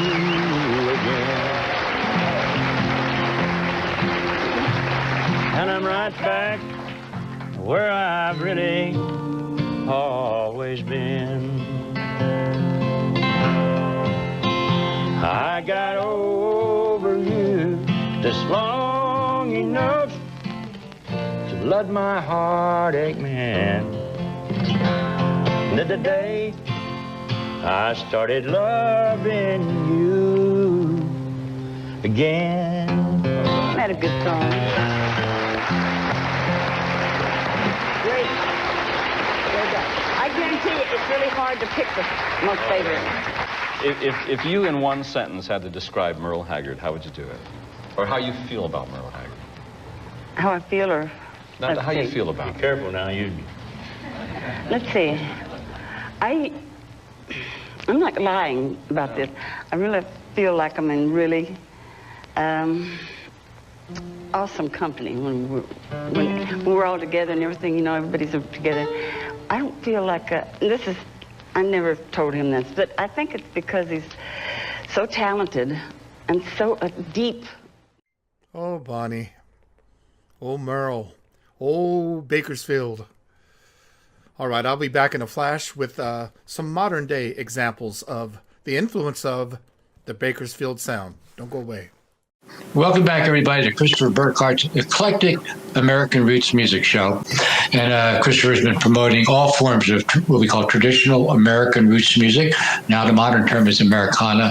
Honky-tonk music, Western swing, bluegrass, rockabilly, Tex-Mex, traditional blues, rhythm and blues, doo-wop, whatever the big mainstream commercial radio stations and the big record companies say is not commercial or is not mainstream or there's not enough of a market for it. That's what this show is all about. We promote that. So this show today that Christopher came up with the idea for is to do a tribute to the Bakersfield sound. And a lot of people, of course, know about Buck Owens and Merle Haggard, and rightly so. But there's a whole lot more people that are part of the Bakersfield sound. And her name is Susan Ray. And Susan was born in Eugene, Oregon. She and Buck Owens were one of the most successful duet acts of the early to middle 70s. In addition to incredibly successful solo careers of her own, Susan had 19 top 40 hits. Welcome, Susan, and thank you so much. What a thrill and honor it is for you to be on the show today. So I'd like to ask you, you are now living in Santa Barbara, though, right? You were born in Oregon, you're living in Santa Barbara. How long did you live in Bakersfield itself? About 50 years. I went to Bakersfield 50 years. Wow. to work for Buck Owens. Oh, wow. I was a youngster, and he saw me in Oregon and said, come on down and be a part of our All-American show. And so I moved down, and it's been 50 years, and then I just moved to my daughter's area in Santa Barbara. Oh, it's beautiful there, too. Well, I know that what happened was you were performing in an Oregon nightclub, and Buck's manager was around 1969 or so. His name was Jack McFadden. Right. And he saw you performing, and he was so impressed that he got Buck to fly you to Bakersfield for an audition. And obviously you did pretty doggone good because he offered you a slot on an upcoming tour. So this would have been 1969 about, I suppose, huh? Right. I think I moved down. Actually, I worked with him a couple years before that whenever he would come to the Pacific Northwest, specifically Portland and Seattle and Vancouver, BC. He would call me and say, we're coming your way. Would you like to be on the show? And I said, well, yeah. And then so I had known them for 2 or 3 years probably. And then I went down to sing in Las Vegas. And the night before I was to go back home to Oregon, I got a call. And he said, Buck wants to talk to you. Can you come through Bakersfield? Of course, that's the long way back to Oregon, but I said, sure. And he asked me to be a part of the All-American show and said he would be my manager and, help me with my career. So before all that happened, though, you were already singing professionally because you said you had been performing in Oregon, but you also went to Vegas to perform also. So you were doing it.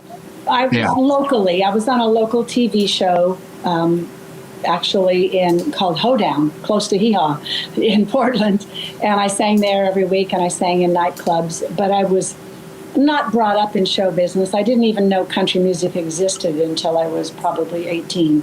So I was a newcomer to all of it, and Buck and Jack saw something that they thought they could do something with and offered to, become my booking agent and my manager. And I said, well, why not give it a try?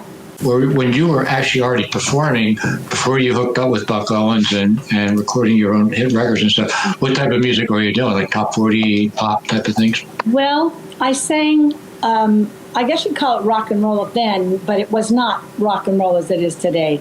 It was like I sang Connie Francis songs. Oh, yeah. Oh, the yeah. Everly Brothers, think like that. Just. I was going to get to that a little later on because I noticed that one of your hits was "My Heart Has a Mind of Its Own." That's a Connie Francis song. I love Connie Francis. Oh, I love it. And you, as a singer, on that song, you did your own vocal harmonies, right? Yes. Yeah, which Connie did also, and that blend of Connie's. Myself, and then I sang with Buck a lot, and I like harmony. I think harmony is more fun than anything else because you have to fit with somebody else, and it's fun to sing harmony with yourself or with someone else. And you're equally adept, both ways that way as you duetted with Buck. But it's always it's either like when your siblings, sister, brother, whatever, that has that really close, even tighter, more beautiful harmony with similar vocals. But when you do your own vocal harmony, it's even better. I know you said Connie did it, Tammy Wynette did it, and you also did it. And your record sounded just right. It's just as classic and as wonderful as the Connie Francis record.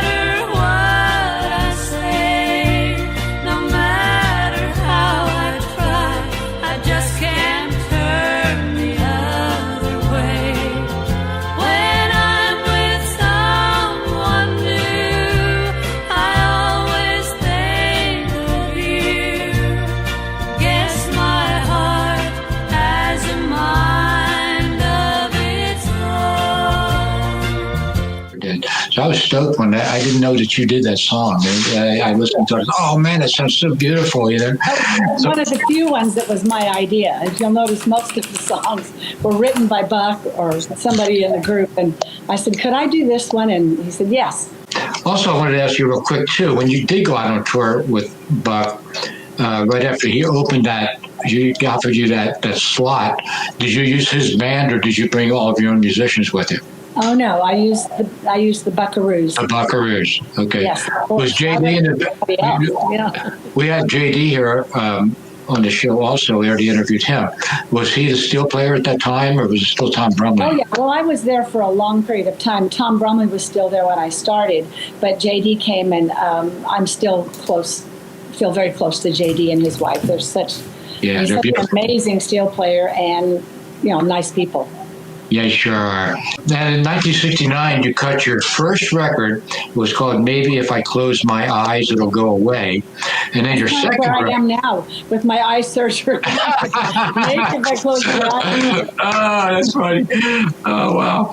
But then your follow-up to that was a cover of Jackie DeShannon's huge hit record, "Put a Little Love in My Heart," and that went top 30 for you. So that was like your really first big top 40 hit. Mm-hmm. And then from there, you just snowballed. And you had, from 71 to 72, you had 4 straight top 10 hits with LA International Airport, which became an international pop hit.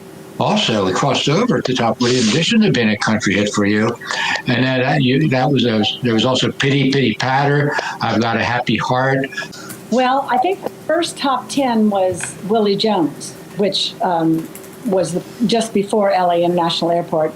And then, of course, LA Airport, which the funny thing that people don't realize is I have 2 gold records for it, one from New Zealand and one from Australia, but it was not a #1 song. And it was all over the country, but it just so happened at the same time that I had LA, they had Help Me Make It Through the Night, For the Good Times, and I Never Promised You a Rose Garden, and they just sat on #1 spot for the whole time my song was out. So LA didn't make it as far up the charts, but it was in the top 10. And then I've Got a Happy Heart. Well, Pity Pity Patter was after that. And then I've Got a Happy Heart was after that. A Happy Heart went the highest on the charts. And it's funny because the Buckaroos used to make fun of it with me, because it's just a happy little song. And they would just kind of, act silly like they were, and it went farther than the other one. So I thought, what do you know? But it was fun. But you also had My Heart Is a Mind of Its Own. I'll Love You Forever, If You're Sure You Will Want Me Then. It's one of those great country music titles. Also, that did really well for you too, didn't it? Well, yeah.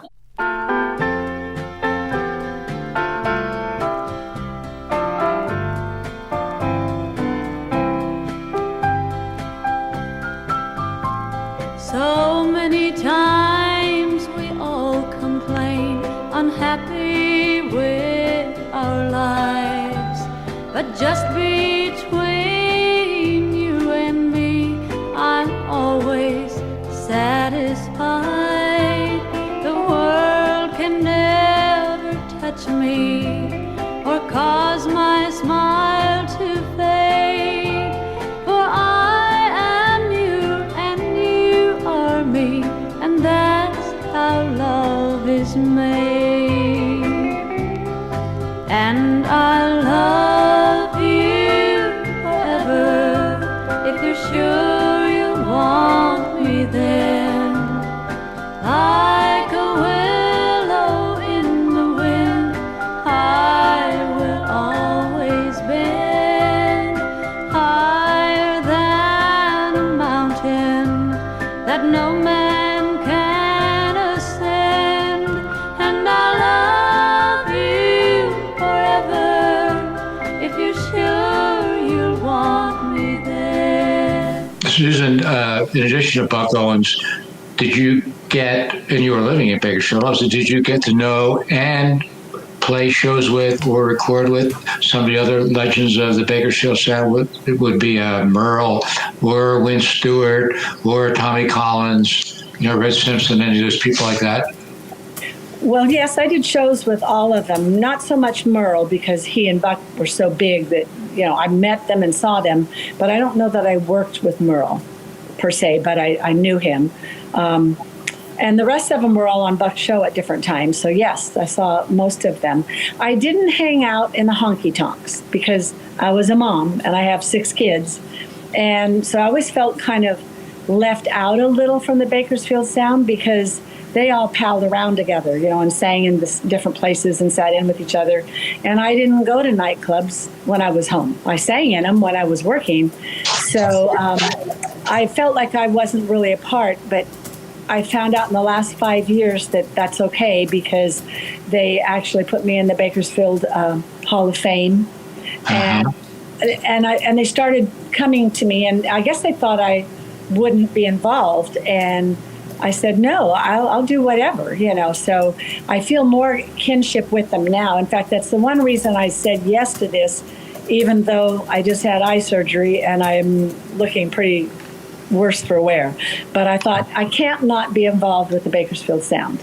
When I was 18, I heard they had a live radio show at the local station in the town I grew up in. And I didn't know country music, so I went down to the only music shop in town, and I said, I need to have a couple of songs from country artists. And one of them was Wanda Jackson, and one of them was Gene Shepard. And I learned those 2 songs, and I went down to the radio station, and that was my introduction to country music. And I later became a disc jockey at that station.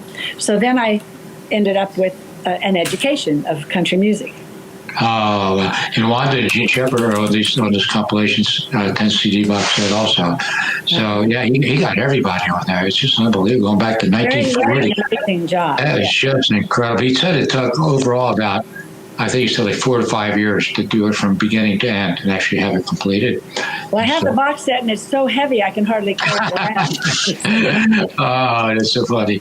So, did you also get to play in a couple of the most legendary nightclubs? I know you said you try to stay away from the honky tonks, but the Blackboard or Trouts or any of those places, because those places are out. No, you never played in those. No, I played in some pretty cool places with Buck. I mean, we played at Carnegie Hall and the City Opera House and Madison Square Gardens. You know, these cool places. But I never went to Trouts, never went to the Blackboard. Oh, okay. I take that back. When I first went down to visit Buck and Jack, my mother and I flew down, and I stayed at Jack McFadden's family's house. And I think Jack took me out. And I think he took me not to the Blackboard, but he took me to the other one you mentioned. And the Lucky Spot. There was a place called Lucky Spot or something. Before my time. I think that another cool thing that you got to do was not only playing with these legendary top names, but you got to play with Buck's band, some of the greatest backup musicians in the history of the Bakersfield sound that helped create the Bakersfield sound. You know, the Don Riches, the Tom Bromleys, Roy Nichols. I'm sure you probably played with him at some. Oh yeah. Oh yeah, yeah. And Doyle, of course, and Willie Cantu, and all those guys. You know, unfortunately, most of them are gone. But so that is so cool that you got to work with all these people too when they go out on tour that early in '69 already with Buck, and to have all those guys backing you up. And I was very spoiled because I didn't do anything the way most people do. I didn't have to drive around in a van from place to place and live out of it. You know, when I worked for Buck, we flew. You know, we had a bus for a few tours, but even then, we would fly to the beginning of the tour, and then the bus driver would be there, and he would take us on the tour, and then we would fly home, and the bus driver would drive the bus home. So, and it was a nice bus. So, I mean, I didn't suffer any. I got the easy way. You're an incredibly wonderful singer, and again, lead singer, harmony singer, so adept at both. Emmylou Harris would be probably more recent that way also. Great harmony singer. I love Emmylou Harris and Alison Krauss. They're my favorites. Krauss, you better believe it. Yeah. And just a wonderful woman that you are, and we sure appreciate that you took the time to be a part of this. I appreciate you including me very much. Keep singing that gospel music, Christian music. I will.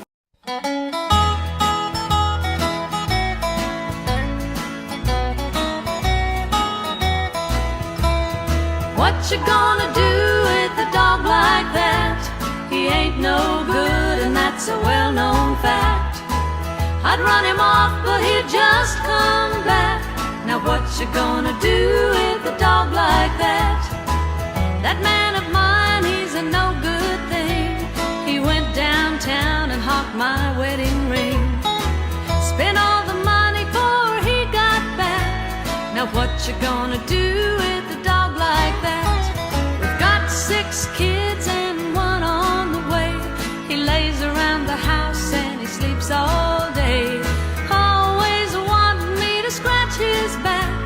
Now what you gonna do with a dog like that? What you gonna do with a dog like that? He ain't no good, and that's a well-known fact. I'd run him off, but he'd just come back.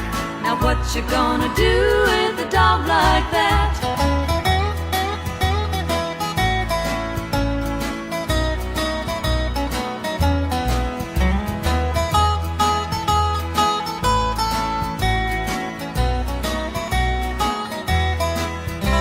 Came in this morning about 4:30, stubbed his toe and fell through the door. Broke all my dishes chasing the cat. Now what you gonna do with a dog like that? The roof needs fixing and it's starting to rain. The car won't start, there's no gasoline. He's got me living in this rundown shack. Now what you gonna do with a dog like that?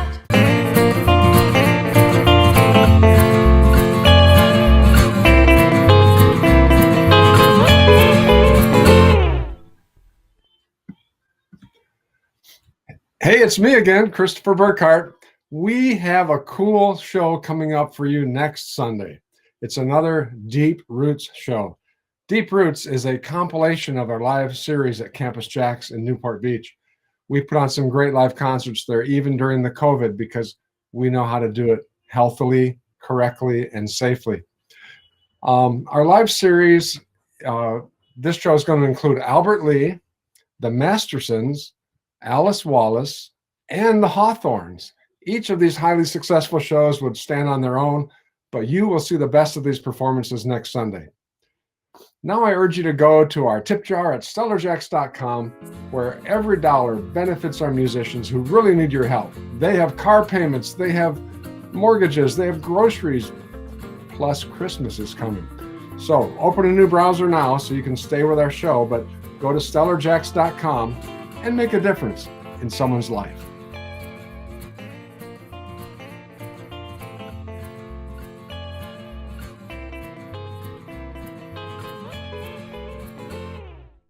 And now, back to Big Sandy. And I'm back. Thanks for sticking around. Thanks for supporting the show. In this segment, let's take a little look at some of the more recent acts that have been inspired by the Bakersfield sound. From Sweden, the countryside of Harmonica Sam are the most current example of bands that come out of the retro rockin' world to explore the 60s honky-tonk sound. They cite Bakersfield music as being a huge inspiration, and it shows. Here they are with a brand new live recording of their 2019 hit, Broken Bottle, Broken Heart.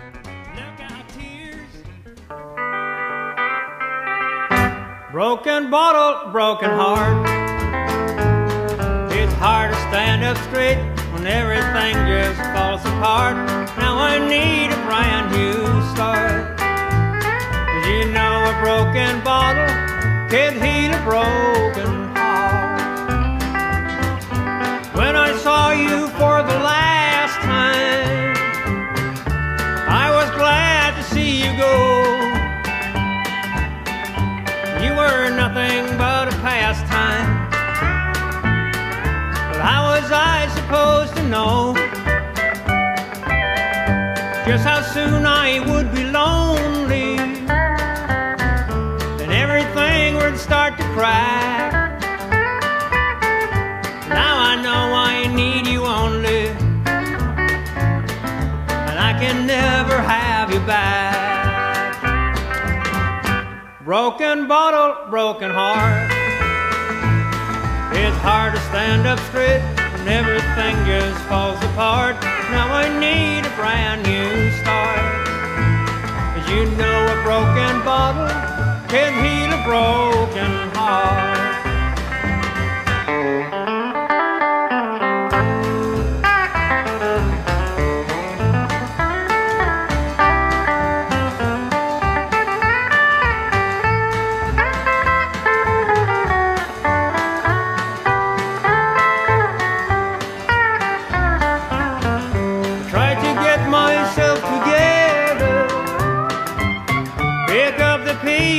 From the floor,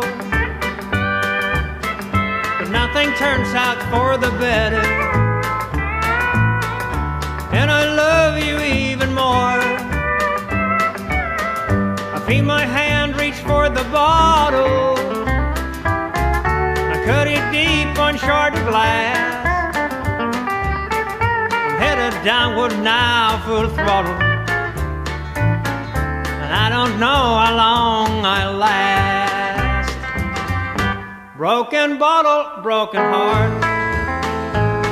It's hard to stand up straight when everything just falls apart. Now I need a brand new start. 'Cause you know a broken bottle can't heal a broken heart.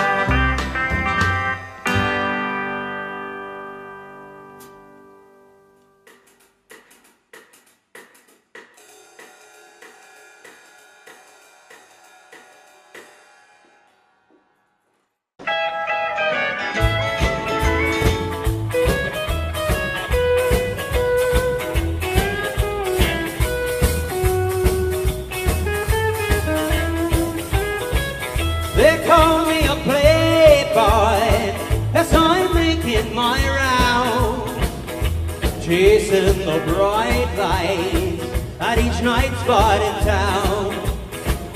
Though I never show it, my heart is breaking in two.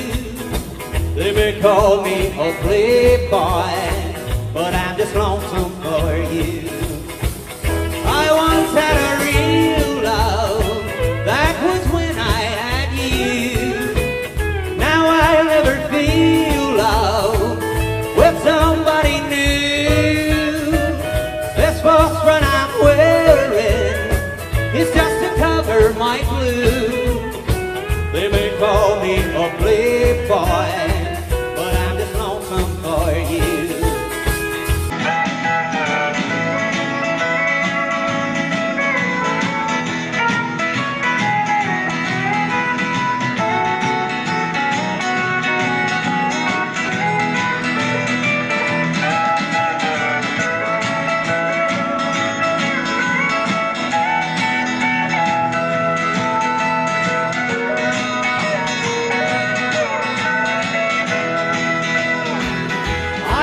Had a real love, like was when I had you. Now I'll never feel love with somebody new. This false front I'm wearing is just to cover my blues. They may call me a playboy, but I'm just lonesome for you.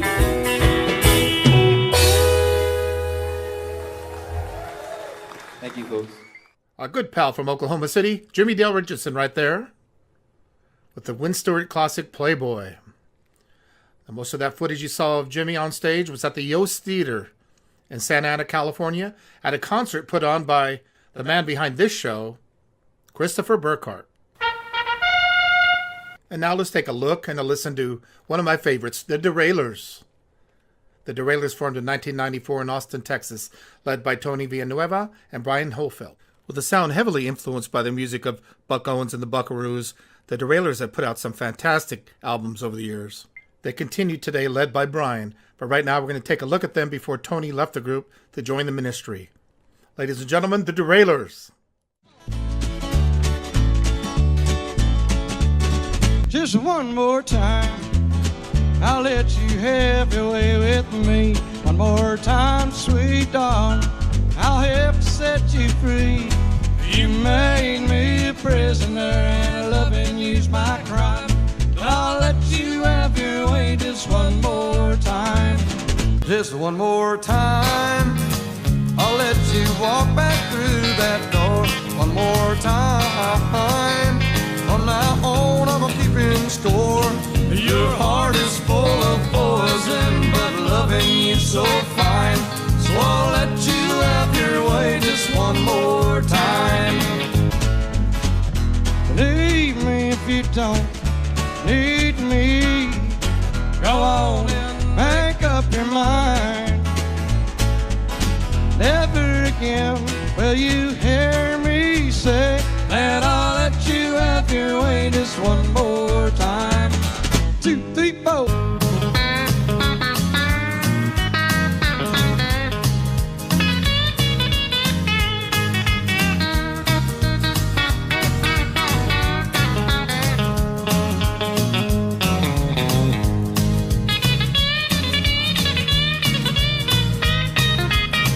Just one more time, just one more time, just one more time. That's all, man.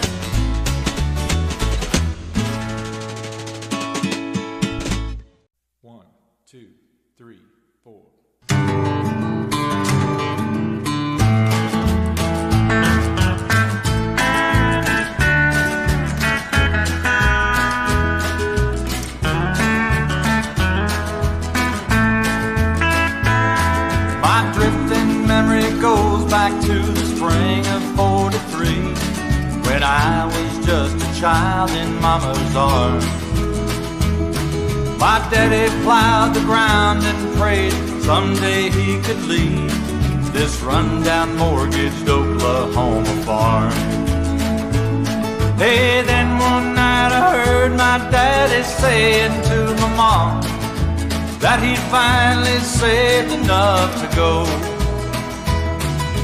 California was his dream, a paradise, for he had seen pictures in magazines that told him so.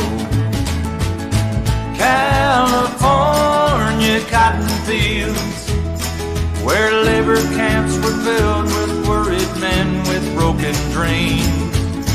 California cotton fields, as close to wealth as Daddy ever came.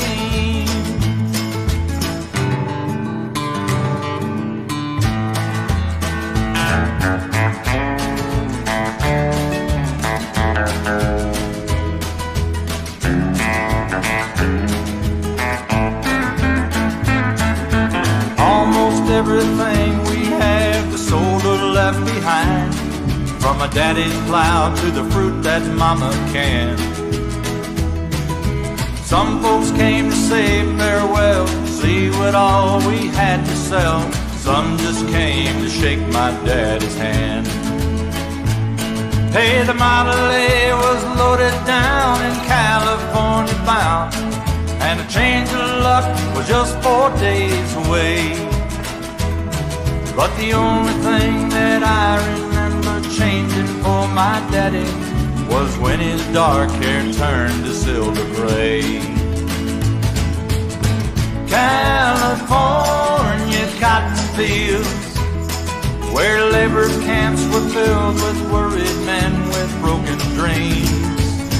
California cotton fields, as close to wealth as Daddy ever came.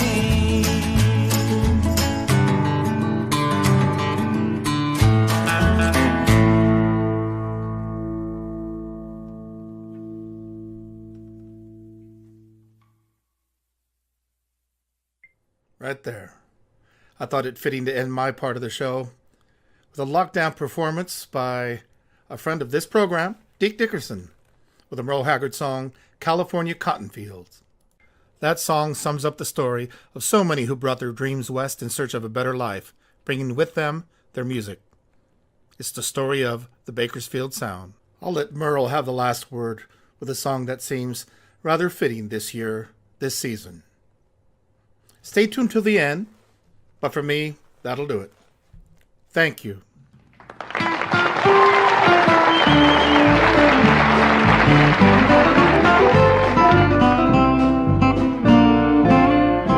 If we make it through December, everything's gonna be alright, I know. It's the coldest time of winter, and I shiver when I see the falling snow. But if we make it through December, got plans to be in a warmer town come summertime, maybe even California. If we make it through December, we'll be fine. And our next guest on the show is a great, real, true, pure, traditional country singer who has an incredible band. Every band member is the top of the notch, cream of the crop here in Bakersfield. And his name is Johnny Owens. And he's just doing a great job in his own right, preserving the name and music of his legendary dad. Not just only playing Buck Owens songs, but he's keeping alive a lot of his father's songs. And Johnny, it's a real thrill to have you here. And I want your shirt also. It's a great looking shirt.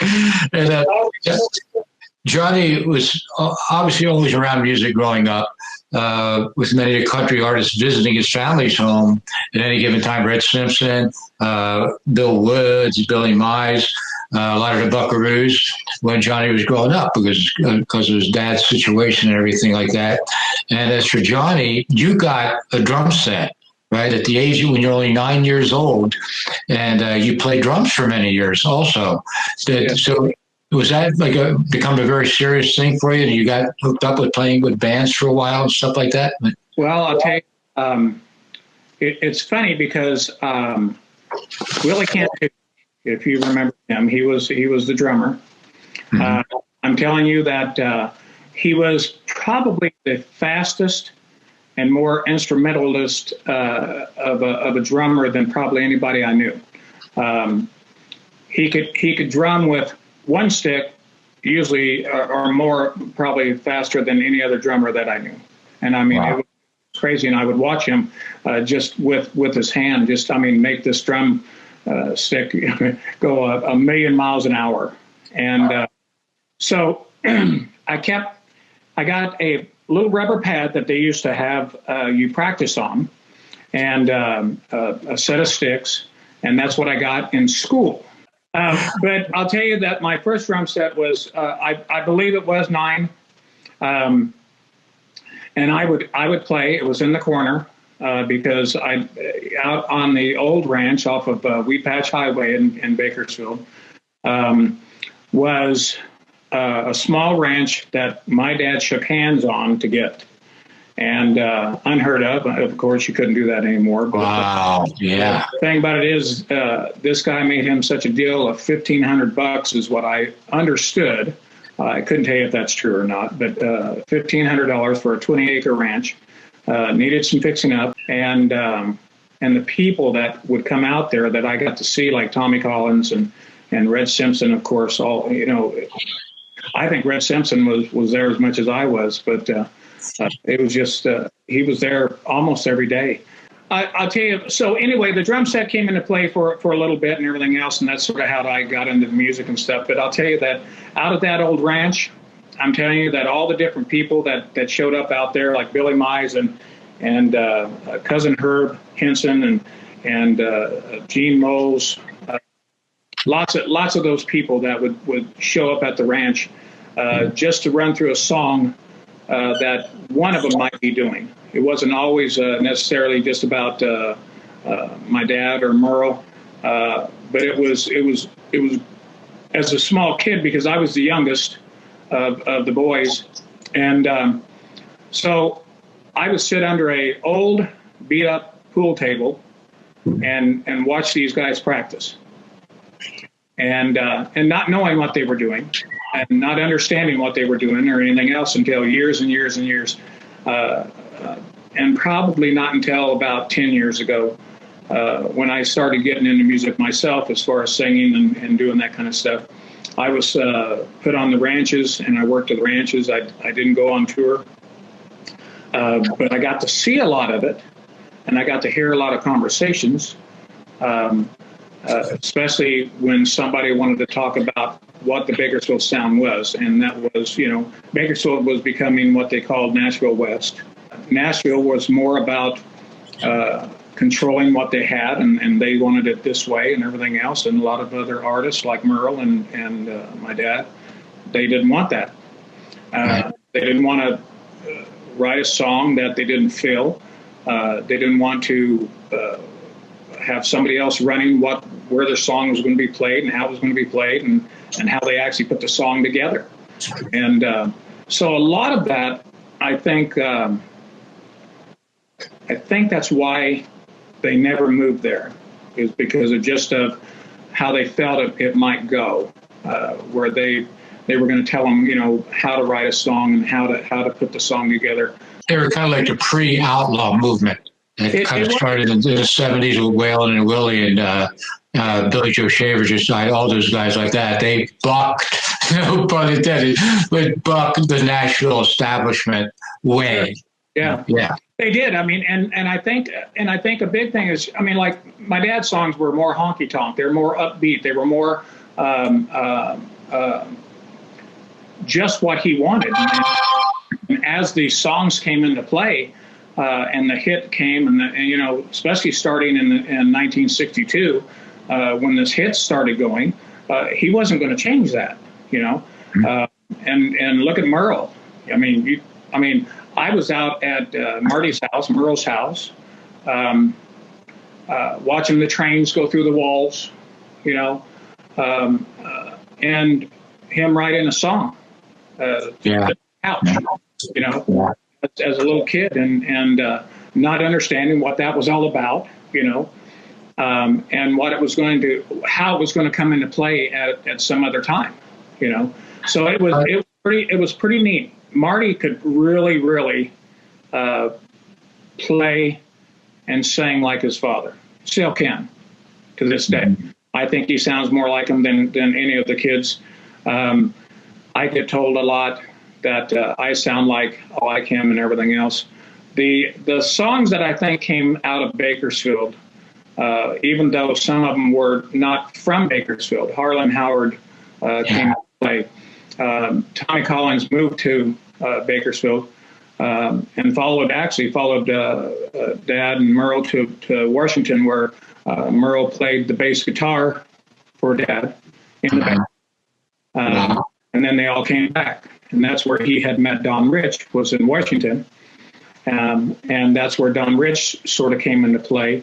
My dad asked him if he'd come back and play for him, and he said no. You know, he didn't come back and move to Bakersfield till I think they said it was a year or 18 months or so later. But that Bakersfield sound was just as much Don Rich's and Doyle Hawley and Tom Brumley, of course. You know, my dad said it many times that the harmony with Don Rich was what the Bakersfield sound was all about. Yeah. He said also it's the songs that come out of Bakersfield and the people, and I think that still lies true today.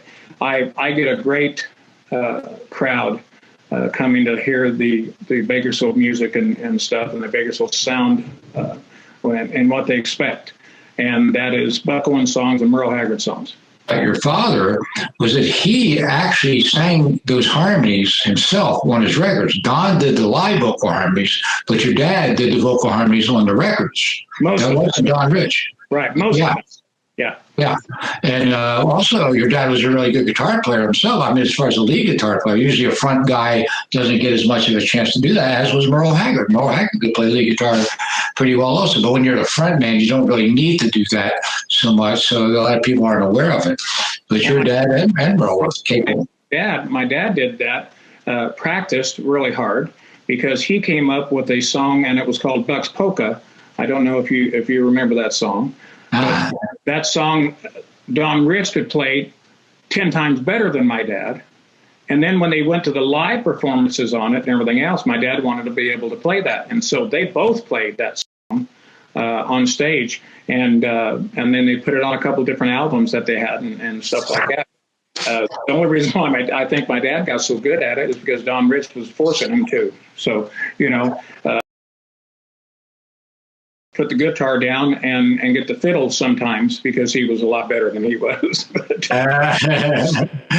that had to be the best country band in over the 60s. Some of those guys that came out there, Ronnie, like Tommy Collins, you know, Dad did a full album, of course, with Tommy Collins. He did a full album with Harlan Howard songs and Red Simpson, of course.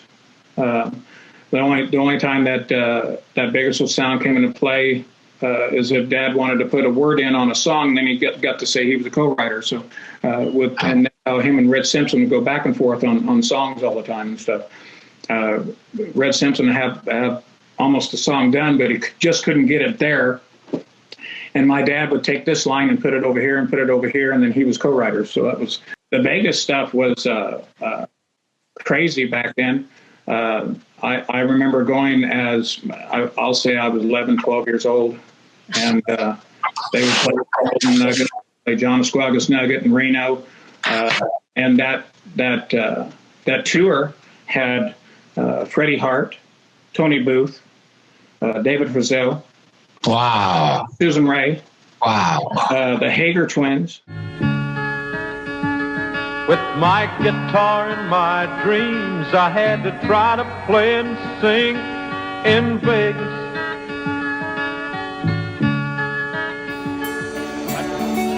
But my mama told me I was wrong, and she begged me to stay at home. But my will was strong, I had to make it big in Vegas. They'll put my name on the white ground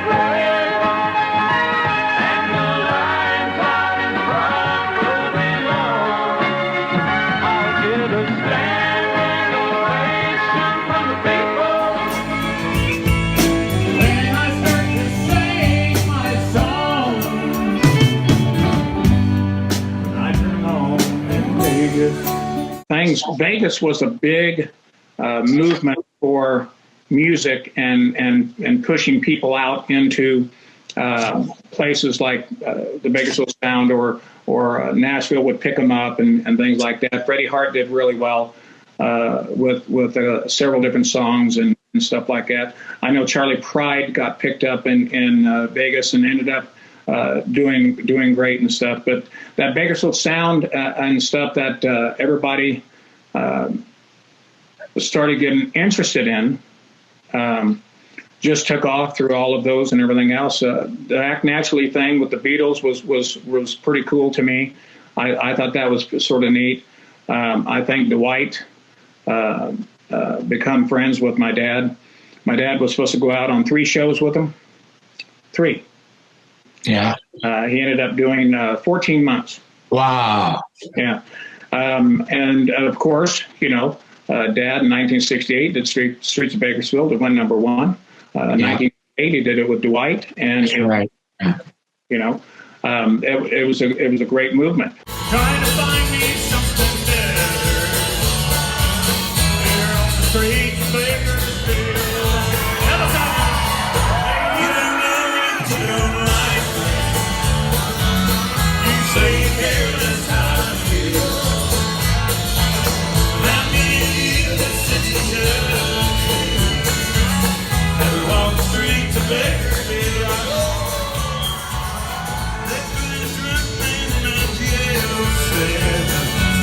$15 from that night. Left him a watch-style house key. Don't want folks thinking high and still. And I thanked him that he was sleeping. I headed back to Bakersfield. Everybody help us out here. You don't know it, you don't like me. All of a sudden, you have people like. Then he built a Crystal Palace, of course. And then you got Brad Paisley coming in the picture. He had to play the Crystal Palace, and Trace Atkins and Dwight, of course, played there several times. Garth Brooks has been there 3 times. And so you take those people, and they just loved my dad and the way that he wanted to do it his way. And I'll guarantee you that some of it was probably good, and some of it wasn't. And as far as musically, I think that Hee Haw gave him more notoriety, but took the music away from him. Yeah. And there's several people that sort of said that because he was so busy with doing Hee Haw in Nashville, that the writing wasn't there anymore. The songwriters that were helping him, which were numerous of lots of them, especially out of Bakersfield, were always trying to get a hold of him and say, hey, what do you think about this song? What do you think about this song? And stuff like that. And there was just no time. They consumed your time from, I think that started in 69. Yeah, it did. 69. By the time 74 rolled around, I think that was when he understood. And of course, that thing ran for 17 years. Unfortunately, that's, 74 is when Don Rich got killed on the motorcycle. Right. And so my dad sort of took a hiatus and stuff like that. But that Streets of Bakersfield came up. And I believe that Streets of Bakersfield is what revived my dad. And that's how we ended up building the Crystal Palace in Bakersfield. And I think that's what gave my dad another life. On the flip side of yesterday, it was the B side of yesterday at 65. And somebody once asked your father, what is your favorite Beatles song? And he said, Yesterday. Yeah. And the person said, well, why that particular song? He said, because my song, Act Naturally, that I wrote was on the flip side, and I still got all those royalties from people buying a record because of Yesterday being such a big hit. Hey, as big as they were, I'll tell you, they were really nice.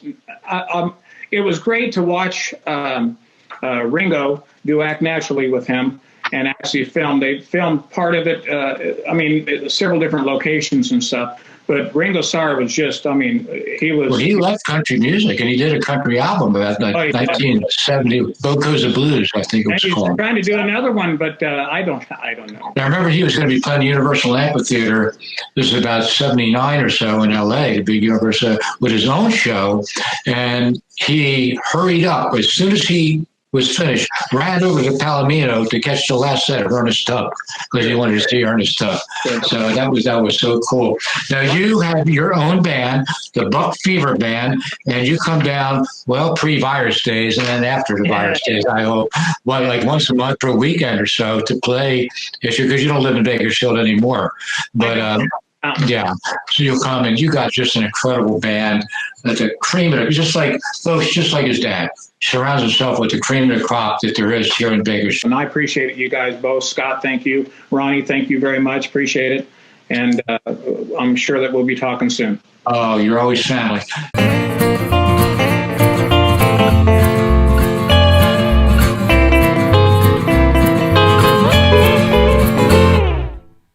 That's our show, folks. We made a small dent in spotlighting the world of Bakersfield music, and we hope you enjoyed the ride.